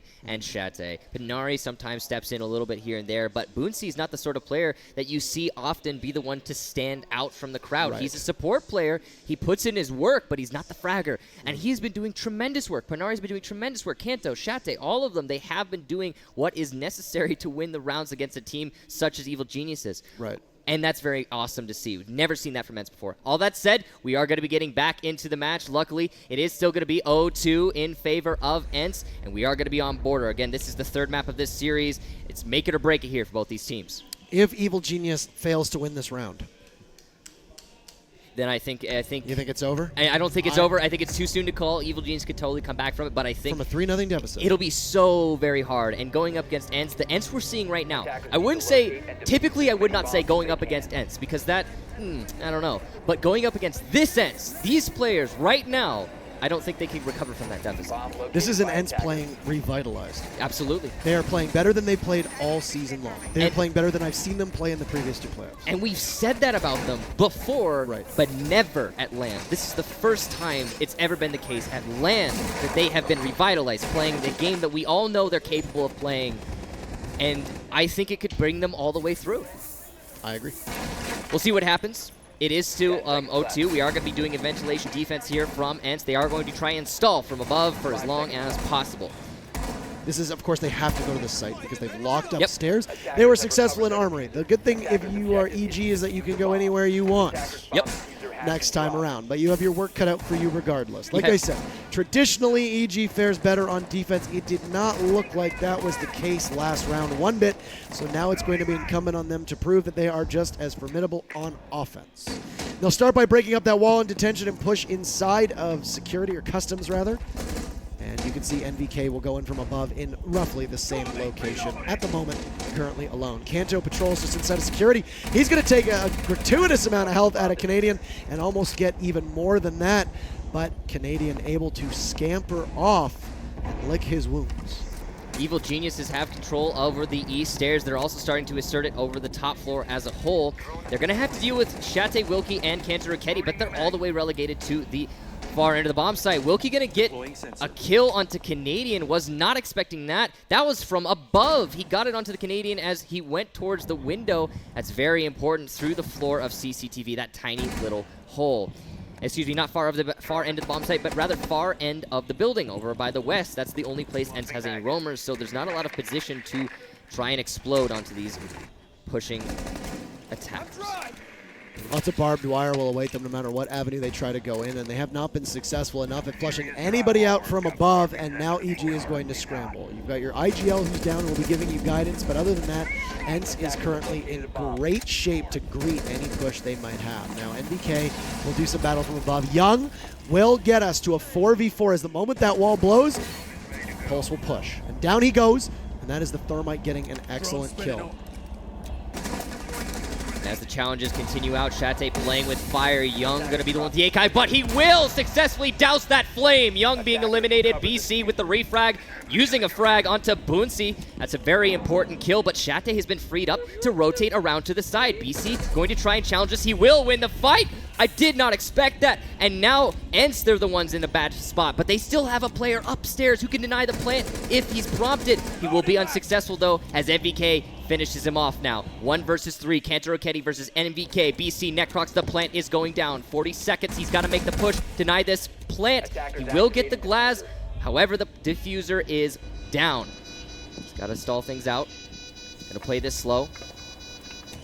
Repositioning to the front door. He knows he needs to find at least one of these two attackers to put it into a one-on-one. He's aware that he downed Necrox, but he still doesn't have a lot of options. BC going to be playing a little bit hokey pokey with him here. Neither of them going to find their target. BC will be the one to come out on top, and it will be the first round on border for Evil Geniuses.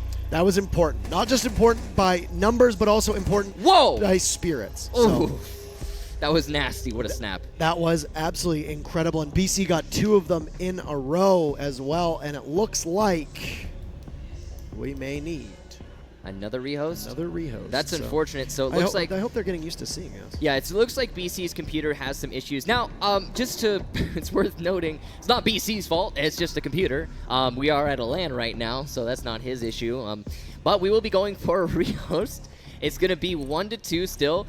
Evil Geniuses at the deficit on border, the 3rd map of this series, and again, the all-encompassing map. That was okay. So the phrases that I was trying to get out of my mouth, words, yes, which we do, yes, is that this was big, not just in terms of a numerical value, because if you go down by a 0-3 deficit, that is a very difficult hole to pull yourself out of, especially on a map that you have seen this team dominate on so regularly.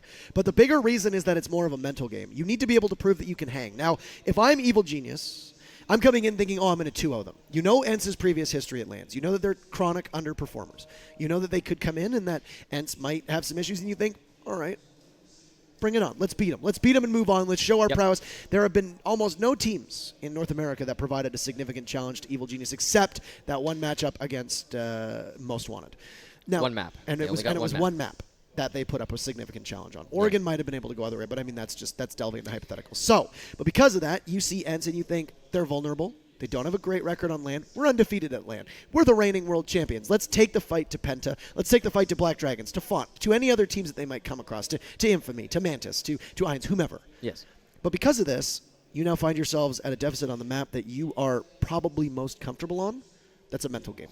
So are you suggesting that it's possible Evil Genius hasn't put nearly as much practice into their ENCE match as they might have into future matches leading the possible future matches? Troy will tell you if you rewatch that video that they practice hard for every single one. I have no doubt that they spent a considerable amount of time looking at and counter-stratting ENCE. But we've seen a lot of things from ENCE that you're not used to seeing. So ENCE nobody's used to seeing. has ENCE is shaken playing this crazy. up. So they prepared for an ENCE that did not come to land. Good point. That's excellent Did point. they prepare for other teams in the future? Did they prepare for if they win and they play Font? Did they prepare for a Font that didn't come to land?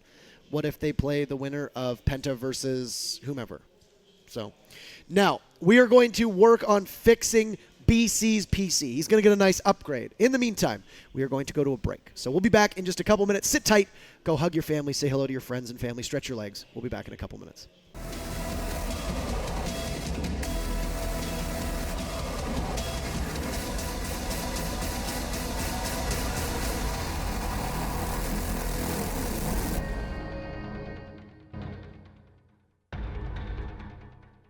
My name is Parker Intero Bang Mackay, joined by Michael Kickstar Stockley, and we have had some unexpected PC issues, so we are dealing with those at the moment, but I have been told that we have a wonderful video prepared for you, so you can tune in and watch that while we wait. Yeah, we're going to be getting things going back up and soon.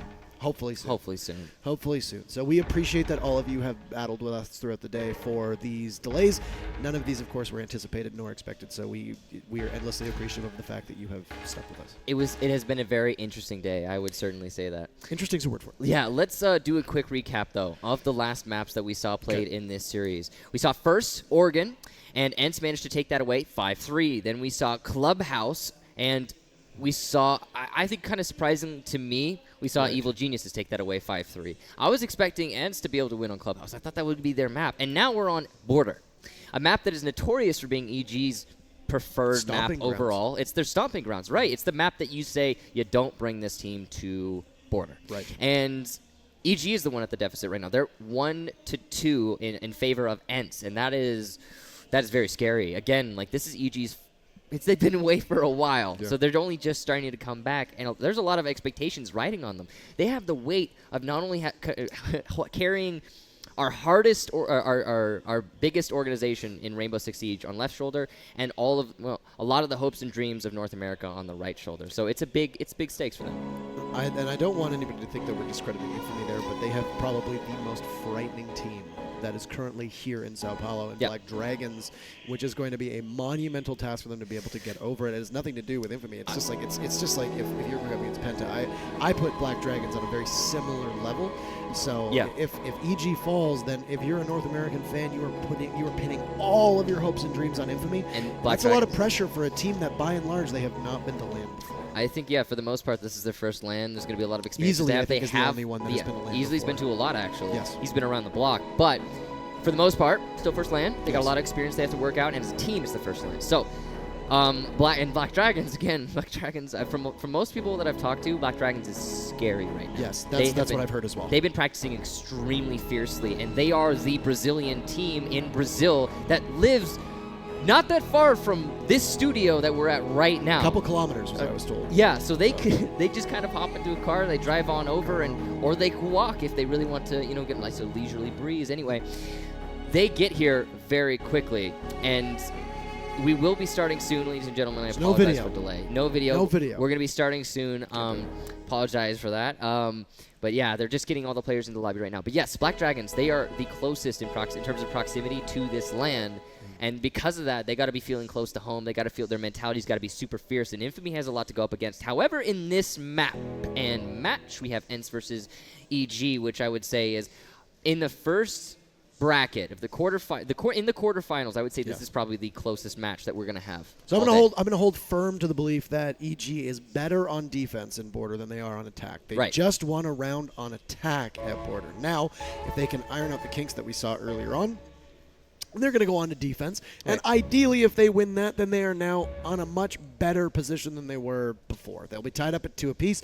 And like I said, it's a very much, to me, it's a mental thing. Whether they prepared for ENCE, that was the ENCE of old, whether they prepared for this new ENCE that, brings on Montaigne to stock on Clubhouse, which, hey. So I'm not entirely certain. But what I do know is that EG needs to find their footing quickly. They've had some issues with some inconsistencies of some of their players. All throughout today, both NVK and Canadian have been a banner of consistency, a pillar, a shining light of consistency. Absolutely. And ENCE actually has had different players take over when needed. We've seen Panari clutch rounds, we've seen Kanto, we've seen Wilkie, we've seen Boonsey, and we've seen Shate. We've seen all 5 of them be able to clutch out a round. We have not seen that from Evil Geniuses just yet. I've never seen ENCE come to a LAN and all of their players show up. I've never seen it. This is a first time. And as we load into the map, they're going to be a round up over Evil Geniuses, looking to lock this out on the 3rd map of this series, this best of 3, and move their way into the semifinals.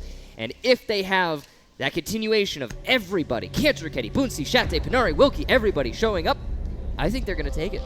I think that they will take it. Even if Evil Geniuses is favored on defense, I think this is definitely their best LAN I've ever seen from them. I think ENCE's looked really good. I think they've made some pretty egregious mistakes. I do know that we came in agreement that Oregon, both teams have made some pretty egregious mistakes. Some pretty, okay. Yeah. But I think that right now ENCE has made some minor mistakes. EG have made round losing mistakes. Now they have the mistakes that they have made have deliberately and immediately, or not deliberately, but directly rather, caused them to lose at minimum 2 rounds at Oregon, which could have been the difference maker right there alone, and maybe 3 if you wanna argue. Now we do hear a mirror going down from BC. I don't know if we just heard it break to Kantoriketti, or we could have already lost a mirror to him from his Twitch. That is a very good question. It looks like BC hasn't set it up quite yet, but Kantoriketti, as you can tell there, he was waiting for the opportunity, as he's done before in the past. But yeah, on the note of mistakes from Evil Genius, oh wow, what are you doing, Necrox? That is dangerous. Shate almost got a kill there. Anyway, on the note of mistakes, if you want to, we've seen a lot, yes, from Evil Geniuses in previous maps, and if you want to just reference one particular mistake in this map, it was Canadian on top of the 2 attackers. Neither were looking at him. He knew he could have killed easily killed both of them from the drop down, and then defused the diffuser. Unfortunately, he accidentally fell down, and because of that, he couldn't win the round. So like, that's a round-losing mistake right there, and it happens. You know, it's not exactly all on Canadian things. Stuff happens, but that's examples of what's going to have at this level is going to cost you the match. You also lost a 2v5. Yep, they also lost 2v5. Or 5v2, rather, if we're going to be correct. Either way, they lost. They had 5, they lost 2 ENCE versus 5 Evil Geniuses. You should have won that one. Wilkie gets lead-off kill. That's the buck. That's a Again? big kill. And goodbye, Canadian. And we're going to see, well, it was, no, he took out. It's the same person. Wait, not the same person. It's the same player. The position inside CCTV that repel from Wilkie on this wall here, again, is going to cost the life of the player inside CCTV. Okay, I have seen people in ranked use that wall. I have used that wall in ranked, but I have never in Pro League seen that be successful. It is so easily dealt with by somebody running into open area as a roamer to any defending player. And it's just not happening here for Evil Geniuses. Kantoriketti has opened up this wall, and he will get the kill onto Young because he opened the mirror window. Such great play coming out from ENCE in this round so far. He was clueless. What? He loses his head. Now Wilkie gets another EG in bad position.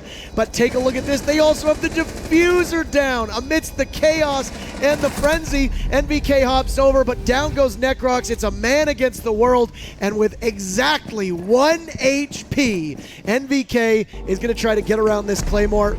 But Bootsy's there to clean it up, and ENCE a 3-1 lead, and Evil Geniuses firmly on their heels. What just happened? What was happening? ENCE walked into office. Nobody was defending the B-bomb site. They planted, and then round over. That's all she wrote. Now, I'm sure our spectators is just as confused as we are. Marsu's one of the best spectators in the biz, and he didn't even see that happening, which blows my mind. Looks like we're going to be having a rehost, but it will still be 3-1 in favor of ENCE. What is happening right now, and why does this momentum keep getting broken? I'm not entirely certain what is going on, but we are going to wait again. I don't know if there's a video ready for you. I don't know if there is a break, but BC is having chronic issues. It's not his fault. No, let's not blame BC. His computer is having issues. We're going to restart the server altogether for these players. Now, I don't know if BC is the name that he picked because that is the era of which his computer is running in. Okay, but just to reiterate, it's not his fault. But it's not BC's fault. But so we're just gonna Let's analyze that last round. Okay. You let Wilkie descend through that enormous hole in the roof. Yes. Bucks open the top of the wall, upside down. Gets a very quick double tap on the Canadian. He's gone right out of servers. And yes, it did actually sound like Panari had gotten that mirror earlier on that was on the wall of Armory. Right. And then, of course, he's just able to go in young. He's not even looking. Well, it's Kanto Kitty, I think, on Twitch, but... Kanto Kitty on yeah, Twitch and right. opened that. What and was Kanto going on with walks Young? up. Young is looking towards B site. Not even close to the open mirror that's right next to him that has been open for presumably quite a while. And Kanto just crouch walks up, pops up, and that's it. And, of course, the Doc, those stim pistols aren't going to help you when you get shot in the head. So it's what happened to those two right there? Well, okay, so Young... To those two. Young was looking at B-bomb site. The Right. Bandit, that was an oversight. That was like, what are you doing? And the fact that nobody's killed Wilkie rappelling on that wall yet, what is that? How is he still able to do that? That should be completely locked down from Evil Geniuses. But Young is justifiable in his negligence of that mirror window. You think that's justifiable? He is justifiable, yes. Because the I wasn't making B-bomb fun of your site... word. I was asking honestly. You think that was justifiable? Yes, I do, because the B-bomb site was getting extreme pressure, and as we were tunnel visioned. We only saw what was going over by the A side of things, so we didn't actually know what was going on by B, and clearly Young did. So he was expecting everybody to be pushing over by B. Why would anybody be on the A wall? Sure, the mirror window's open, but why? Surely you're going to shoot all of your attackers into the bomb site of choice, but no. And I remember when we were playing on Oregon, actually, the first couple rounds were all attacker-sided. Remember that? And it was because we had Kanto Kitty on Ash and Canadian on Ash, and they were always behind on the opposite end of the map from where the normal attack was coming. And you could see here, Kanto Kitty's not on Ash, but he's making the same exact use out of that positioning with Twitch. And I forgive you got to forgive Young for being out, like, for looking the wrong way. He should have been crouched, but he was definitely looking towards the bomb side of the focus of the defender or the attackers that we actually didn't get to see because we were over on the A side of things. Now, the one consistent thing that I have noticed of the two defenses that Evil Genius have had is that ENCE has attacked from directions that they didn't seem prepared for. Yeah. Both times we saw that Evil Genius were prepared to defend a separate position than where ENCE actually came from. Now, which differs greatly from most of the times we see on Border, is that they're very flexible and they can defend all positions. But this time around, they're just getting outfoxed and especially outgunned. The interesting thing to me is that they're being outfoxed and outgunned by an office take. An office take. That is one of the most basic strategies to attack that top floor. Right. And they didn't have an office take without a Blackbeard. Yeah, and there was no mirror window inside a CCTV for that bandit to even use. So why was the bandit in CCTV if he doesn't have a mirror window? What are you accomplishing there? Right. You're just waiting to die at that point. There's nothing to pivot off of. There's nowhere to fight the good fight and stay alive and stall out the round, and you're going to get caught in the rotation as soon as you try to go back. So that was confusing, and then, yeah, not having the CCTV window to face towards the offices that could have potentially gotten a lot of kills out from that aggression from ENCE inside of offices, it also confusing. So there was a lot of questionable decisions being made from EG. Now, the one thing we have to note is that we did not see what was actually happening in offices. Now, clearly, ENCE came out on top, and it was definitive. It was absolute. But we don't know what EG actually put up in those offices to try and defend. It could have been a mirror window inside of the bomb site. It could have been a mirror window inside of Fountain. We don't know. And there was a mirror window inside of Fountain, was there not? Did you see it? I vaguely remember there. If you vaguely remember it, it's safe. It's a safe bet. It's a safe bet, but we still don't know because we didn't get to see it. Either way, ladies and gentlemen, thank you very much. We were getting back into the map. It is 3-1 in favor of ENCE on Border. This is the third match of this best of three, 1-1 each, and we will be seeing who is going to be progressing to the semifinals, hopefully without another rehost. Thank you again so very much for your patience. And it's 3-1 ENCE. ENCE wins, we move to match point. And, you know, I could have seen this map. I know we said at the beginning that it's unlikely, but I could have seen this map maybe being a 5-1, 5-2. You know what I think? But not going into this, not in favor of ENCE. Yeah, no, absolutely. You're right. I think that 5-2 probably could have gone more evil geniuses, but no. What we're seeing from ENCE is just, well, like you said, they're not the same ENCE that we have seen in ever. We've never seen this ENCE. This is a new team. They are completely revitalized, fresh, and rebirthed, and I cannot wait to see more from them in these finals if they manage to make it forward. Evil Geniuses, on the other hand, making some really big mistakes. Both teams. Both teams are making big mistakes, yes, but Evil Geniuses are right now at the deficit because of said mistakes. A question I was going to ask you. Yes? This matchup, in my opinion, has been determined less by who wins their fights and more by who makes the fewest mistakes. Yeah. Usually, that's a good indication that these teams are so good that even the smallest mistake can lose it. However, Absolutely. these have not been small mistakes. These have been catastrophically enormous mistakes. These are round-losing mistakes. And my question for you, how much of this is that these teams are so superbly skilled that they are essentially losing the round by committing one mistake, or is it just simply that these mistakes are far outweighing the good that we've seen and it's not even really about skill? I would say that it's the former. The reason being is that both of these teams, the reason they win rounds, either of them, is because they capitalize on the mistakes, the opportunities that the opposing team is opening up for them. That's it. That's through and through. And I think one of the reasons that ENCE has never been successful as LAN, because at LAN, they have never done that in the past. Oh, what a nade from Canadian. Takes out Pinari, and that's going to be the mirror window disabled. Now the office take is going to continue on from Evil Geniuses. Anyway, continuing on from that. It is going to, yeah, we've never seen ENCE really capitalize on mistakes the other team has made in previous LANs, not really as frequently as they have here. And I feel like that's why they're playing as well as they are, and I really hope they continue to do so.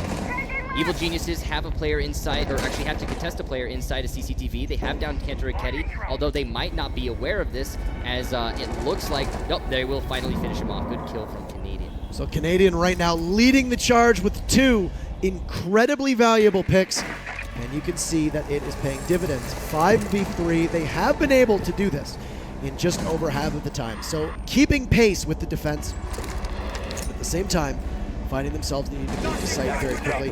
BC's grenades will go down. Bootsy takes out Canadian before Young has his back. It's a glorified trade. When it's a 4v2, that trade favors the majority. Wilkie comes in. He's going to get one. Can he finish off Young? But he can, but BC takes him down, and he should be able to pick up Necrox, and that's just going to leave Shate beneath the site with a Nitro cell available to him as Necrox gets picked up and is made whole again. 3v1. Evil Genius, what is not technically a must-win, but is in almost every other spirit of the phrase a must-win for them. And they will need to get Shate, whether they apply pressure from multiple angles or just simply go for the push. He just sit below. He sees one, he's going to unload, and that is going to give his position away. And as you can see, he's going to have to move. But whether they watch the hatches or not, BC, the papers get kicked. He knows that he's there. The plant should go down quite safely, and there's no way that Shate can get him. As he creeps up those stairs, a smoke goes off, and now Necrox is just going to watch. Does he wander into his death? He does, and Evil Genius closes the gap, but doesn't eliminate it completely. Still, a lead for ENCE, 3-2. I'm honestly very surprised that Shate didn't see that paper. If he'd seen that paper, and just C4'd that player on top of the desk. We definitely saw it. Yeah, we definitely saw it. It could have been a continuation of that stall out, and Shate could have easily clutched it out. We're going to be doing a rehost, ladies and gentlemen. Surprise, surprise, and it's going to be... We're going to be doing a rehost from what we're hearing in our ears every single round from here moving forward. So we're going to play out a round, rehost it, get right back into it. It's going to be 2-3 in favor of ENCE, EG having just won an Armory defense. Armory attack, pardon me. Armory attack, rather. And they've won both on attack now. So I guess I could be completely wrong, or ENCE is performing better on attack than we anticipated, because EG was supposed to be this defensive, specialists, in my opinion. From what we've seen, much better. Their defense was smothering. It was incredible. And now, ENCE has lost on defense twice, and it's been EG who's been performing better on attack. I would say that it's because of the manner in which these teams are winning rounds, it coming down to, like we talked about earlier, mistakes.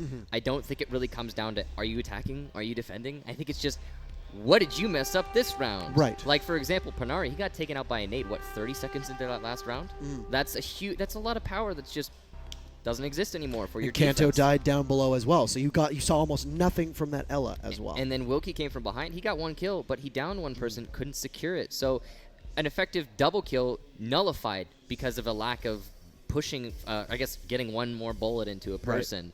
And then there was Shate from below. Shate, he had a perfect angle to kill someone. I'm not sure how he didn't get that Thatcher who was running through the main B side door, and then he didn't see the piece of paper. Maybe his graphics were too low. I'm not sure, but whatever the case, could have been client-side debris. Could have been client. Maybe it was client-side. Whatever. Debris. He didn't see the paper. He couldn't get the C4 off. He didn't even hear the plant going down on top of the table. You're going to hear that. It's going to go right down that drop down. He didn't get the C4 off, which meant he couldn't deny the diffuse plant. Right. If all of these things had not happened in that last round, ENCE would have probably won. I mean, it would have been a 2v1 at that point. Shate would have gotten that C4, so 1 versus 1. 20 seconds left on the clock, 1 versus 1. Shate, he's got a good chance of winning that. Well, it was 3v1 though. Yeah, I'm saying though, Wilkie but gets if it the was kill. 1v1, right. Wilkie gets the kill. Right. Shate gets the kill on the guy coming in through the B door, and then you kill the guy with the C4 on the table. Right. Then it's a 1 versus 1. So Right. little mistakes, they add up. Is do. what we're trying to say. What's that saying? Death by 1,000 cuts. Good. Yes, exactly. So Perfect. it's one of those things where even small mistakes can seem huge, and that's one thing I also want us to I guess caution here, is that when we say these are catastrophic mistakes, these are actually pretty small mistakes, but the ramifications of making them are enormous. And that's the thing, and that's why I would generally agree with you in response to these are two teams that are playing extremely well, and the team that is capitalizing the most is the one that is winning at the moment, and that is ENCE. Now, like I said, I do think that this could have been a 2-0 in favor of EG. We don't need to keep saying that, but I think that Oregon was what's the phrase? Clown fiesta. There were a couple issues. If I'm allowed to say that on TV, no, totally. But Yeah, no, you're right. There were You're a couple right rounds that were too. just complete clown fiestas. They Absolutely. were, so let's write 3 off Oregon. versus 2. 4 versus 2. Basement. I think it was defense, 4v2, Yeah. 5v2, and 5v3. And these they are all lost all of those. These are all the smaller denomination is winning in that instance. Yeah. So that's not supposed to happen. So it's you got to give a lot of credit to ENCE too, and that's one thing is I want to give. Both these teams have played exceptionally well today. They have made a lot of mistakes, sure, but every single team has made mistakes today. The difference is that when Penta makes a mistake, Mantis isn't able to capitalize on it. When we saw that Font made a mistake, ENCE wasn't able to capitalize on it. When we saw, ENCE make a mistake, Font wasn't able to capitalize on it. These are the kind of things where just because you make a mistake doesn't mean that you're going to have to pay the price for it. This is not the case against these two teams, and that's why we said coming into this that this would probably be the most heated contest of all the quarterfinals. But the match continues. We will roll on. ENCE is up by a score of 3-2 against Evil Genius, and now Evil Genius will move to defense, which I will now, since they've won twice on attack, I am contractually obligated to stop saying that I think they are better on defense. We'll see how they hold up here, though. Once again, we could still head to match point, and ENCE is on the brink of eliminating the defending world champions. So we'll go back to what happened the last time that Evil Geniuses defended bombs as they can. We got honestly some lucky kills out from ENCE, but also they were kind of handed to them. Cantor and Katie opening up that mirror window, getting the kill into Young, the bandit inside of CCTV. That's not going to happen a second time. So now that we have that established, please EG, when they're coming from, or when ENCE is coming from what is most likely an office push, do you think that they're going to be able to stall out with now their full manpower and not having to worry about just random people being picked up? That's a good question. That's a very good question. And we'll see once the round plays out. It's impossible to really answer. I don't know why I gave you that impossible question, but whatever the case. That's okay. Now, look at the Doc play. We've seen a number of Doc. Young is going to go back to Doc. We saw Canadian play him last time. Doc being brought around primarily for that ACOG, and also because the stim pistol is usually a little bit more beneficial than the T-shirts that are provided by Rook. Yeah, no, absolutely. Doc, I think, is much more prevalent in this meta. I mean, he's not prevalent in the meta, but more so than Rook anyway. And it looks like it's going to be a CCTV hold, a fully committed CCTV hold this time. Now, will we see the excellent Twitch drone play from Canto Ketty that we've seen in the past, whereby he opens up those mirror windows? If so, will EG be able to continue to hold, or will they simply fall back? It's a big question. And here's one thing I really, really like, and this is a key to success they had when they played against Most Wanted. NVK and Canadian are playing the double roaming combo of Jaeger Bandit. Oh! What? Panari with an enormous kill right as I give some compliments to NVK through the wall. Sovned it up, and that's the price you pay. Down goes their Jaeger, and I was going to touch upon, if I can finish my thought, they roam so well together, fear them. These mistakes are getting to such a high level of tiny little mistake that you can barely even call them that. MVK in a position that is exposed to the window on the balcony, and you should know that, but can you really even call it a mistake at that point? He just got unlucky. In a lot of senses, he just got unlucky, but it's still a common angle which gets pre-fired, and you should be aware of that. That cuts to the bone. It really does, yeah. But the only plus of this is that it seems that they have mostly stalled out as Panari looks to be the first one to come in. The Canadian might be a bit exposed, and Kanto is trying to figure out if he can get a free kill here as he'll soften up more of that wall, but opt instead to move. That timing from Cantor Raketti, he looked away from the angle every time Canadian was exposed. Unfortunate. But ENCE is going to go over to an office push instead of trying to force out the CCTV. Now the window has been opened up. Good job, Cantor Raketti. And there are still 2 defenders in there, so it might be the right call to collapse on them, but ENCE is choosing to do a little bit of both. Benari with great positioning will eliminate Canadian and get his second kill of this round as Canadian gets a little too feisty there and tries to take the fight to the attackers. So much for that roaming combo of the 2 Germans as down they go. That's going to put BC, Young, and Necrox in the spotlight now. Canto Raketti is only yards away from Young, and I don't know if Young knows that. Could this be a reset or a replay where Kanto doesn't see Young? Exactly the same! Young looking the wrong way, and Kanto pops up. BC manages to get a kill, but it is a 1v4. This is a clutch ace situation for BC as we hit a quarter of the way through the timer. He'll push in through office, and greeted will be Shate, who wins it, and to match point, ENCE goes 1 round away from the semifinals. An excellent execution there from ENCE, and as you guys are aware, we will be rehosting every single round. It is still going to be 4-2 in favor of ENCE. They are still going to be on match point, series point, and we'll be getting back to this as soon as we possibly can. So apparently it's on, so we don't need to go that there. It's fixed. Ladies and gentlemen, listen to the crowd. Woo! And this could be the final round just when we need it the most. The momentum for ENCE is finally going to carry forward into the next round. And Evil Geniuses, one of the most touted, one of the strongest teams, the strongest team from North America in this final, the biggest organization in Rainbow Six history ever, is looking down the barrel of elimination, and they could see themselves going home with nothing. A comparison to Rogue, I could make what would be one of the largest orgs stepping in at the last minute to take on Vertical Gaming, and then them too suffering a first round defeat. What's up with that? It's a big orgs come in and big orgs go right out on playoffs. So what is that? ENCE looking to make a mark, and the Finns are 1 round away from eliminating North America's first overall seed and punching a ticket to face Font in the next round. Will they be able to do it, or will we see Evil Genius on attack continue what has been a lot better than their defensive hold in a shocking turn, and a map that we expected them to not necessarily roll over ENCE, but to at least be a bit more competitive. It absolutely comes down to the team you're playing against too. While Evil Geniuses might commonly be a defense, wow, somehow missing the Jaeger head there. BC not going to be able to capitalize on that spawn peak despite the fact he was very much conscious of it. Must have hit his shoulder and or his neck because Wilkie has lost some of his health, close to half, but hard to miss a target as large as Jaeger's head. I know, right? Well, it is what it is, and now we are going to see BC get onto that balcony, the east one, start opening up the office wall. That's a very important step that sometimes doesn't even happen for teams because their soft destructors get stalled out or killed.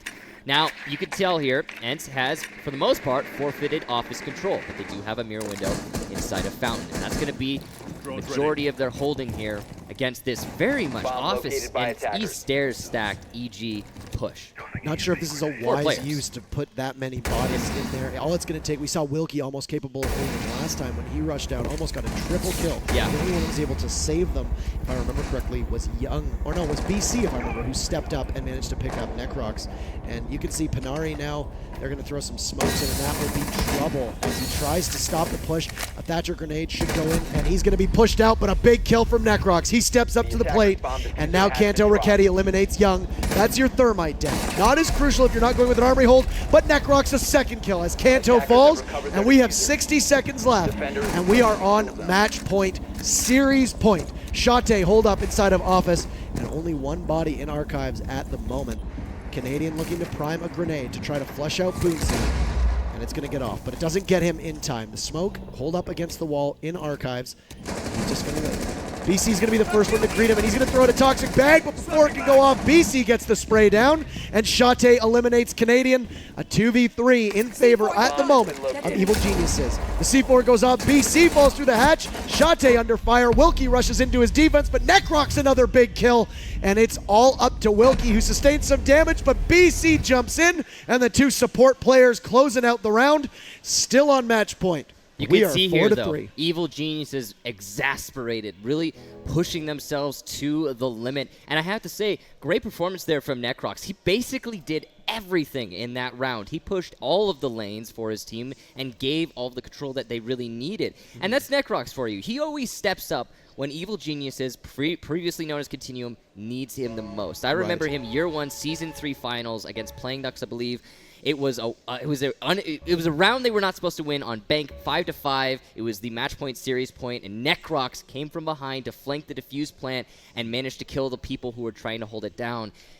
And he's the guy. You know, whenever it comes down to the end of your stick, and you really don't have anything go in your corner, like for example right now where ENCE has you on match point. Necrox shows up, and he really did there. And BC showed up big too, and that's what they need. You cannot rely on them, and that's what I said when they lost. Keep in mind they lost frags early in the last round, and it's been very difficult when they're on defense to have BC, Necrox, and Young be able to hold it. But on attack, the Glass has been working really, really well. Yeah. For Necrox so far, at least what we've seen in the 3 matches. I really like the way he uses Necrox too. He lays down the smoke and he doesn't just, I'll wait for them to peek. He goes into it. He invests. He really commits to his push. And that's the way it should be. And the fact that he put one there on the fountain door, or the fountain kind of entrance to offices. Right. There's no way for the Bandit to get away from that. The only thing he could do is kind of tucker away inside of the fountain, try to stay alive and hope that the Glass doesn't push you all the way, or pre-fire at least, or try to fall back. He chose fall back. It was the wrong call in this instance. Well, I think the moment that first gas canister went out, or the smoke grenade rather went out in front of the mirror window, Panari was dead. Whether he knew it or not, he was dead at that point. There was no way he was getting out of that situation, in my opinion. The only way is luck. Well, yes. If Necrox misses the shot, he gets out of it. Mm-hmm. But we're in a position where you don't... It's a death sentence. You don't always... Yeah, it exactly was. And they were able to capitalize on that, and it was some good retaking potential there from ENCE, but it was not strong enough, and now we could be going to overtime. And how fitting an end would it be to this series if we were to go to overtime in our 3rd match? We have not seen a 3rd match yet, nor an overtime. Nor an overtime. Yeah. And we could see both of these. This is... I mean, on that note, we haven't seen a 3rd match yet. We haven't seen an overtime yet. This is the match that deserves that. This is the sort of match. These two teams are very, very close in terms of skill, and I absolutely, wholeheartedly believe that. Well, I want to see the overtime. I want to see it so bad. And here we go. Here's the scary part, though.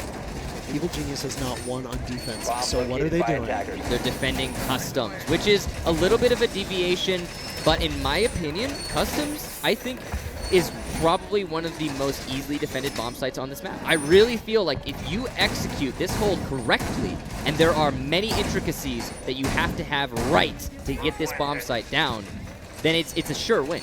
There's not much the attackers can do about it, but it falls to Evil Geniuses to get that right, and that's a big but. It's a big if, because we've seen many teams go here and just miss one certain step and cost them the round.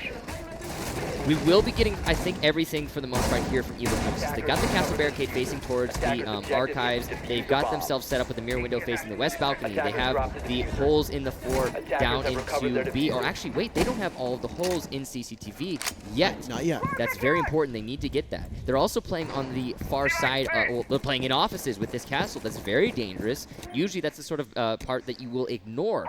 If Canadian can get away with it, it will put his team in a great position. But I know. He's going to fall back, and that's fine. If I'm ENCE, I ignore the room blue. You think you just hit the bomb site? Hit the bomb site as hard as you can. They've done it a couple times. Go through detention and work your way in through A. And that's what I would do. And, I mean, we might see it here. I'm not entirely certain. We're seeing reception instead reception of right now. And I think this is the right call from ENCE. I think it's along the lines of what you were saying. And you could see there's nobody in position from Evil Geniuses to catch this push.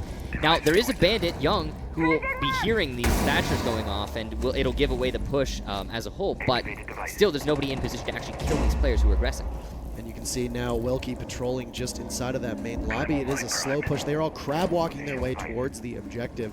Canadian is on the stairs, and they are going to have to hit that castle barricade. Now it's very easy for Sledge to just get that one hit. They're going to drone, and Canadian is going to give his position known. Wilkie sustains some damage, and as they hit that Sledge barricade, no, Young comes in, he gets Wilkie, but Kanto charges in, and now he will watch the hatch from above. Kanto low on health, and they just might go for a plant. They are. They're ignoring the roam game, and in Shate, they are getting the defuse down. EG is nowhere to be found, and the diffuser goes off. This is an error that they cannot commit, and now they will watch the flank. Shate picks off Necrox. Canadian goes down to Kanto. NVG gets out Bootsy before he jumps out the window, and there's only one left. It's just BC. ENCE could break the spell. They could make it to the semifinals. Kanto goes down. BC still got more to go, but Pinari finishes it, and ENCE moves to the semifinals. An absolutely crushing defeat for the fans. An absolutely amazing win for ENCE. As you can see, they're so happy. This is unprecedented. ENCE has never done this before. They've never played at this level, and they honestly, I don't think they were expecting to beat Evil Geniuses. I really don't think that they were expecting to go out of this first bracket. And you know what? That's probably why they won. It's because they went into this match and they thought to themselves, you know what? We're just gonna play.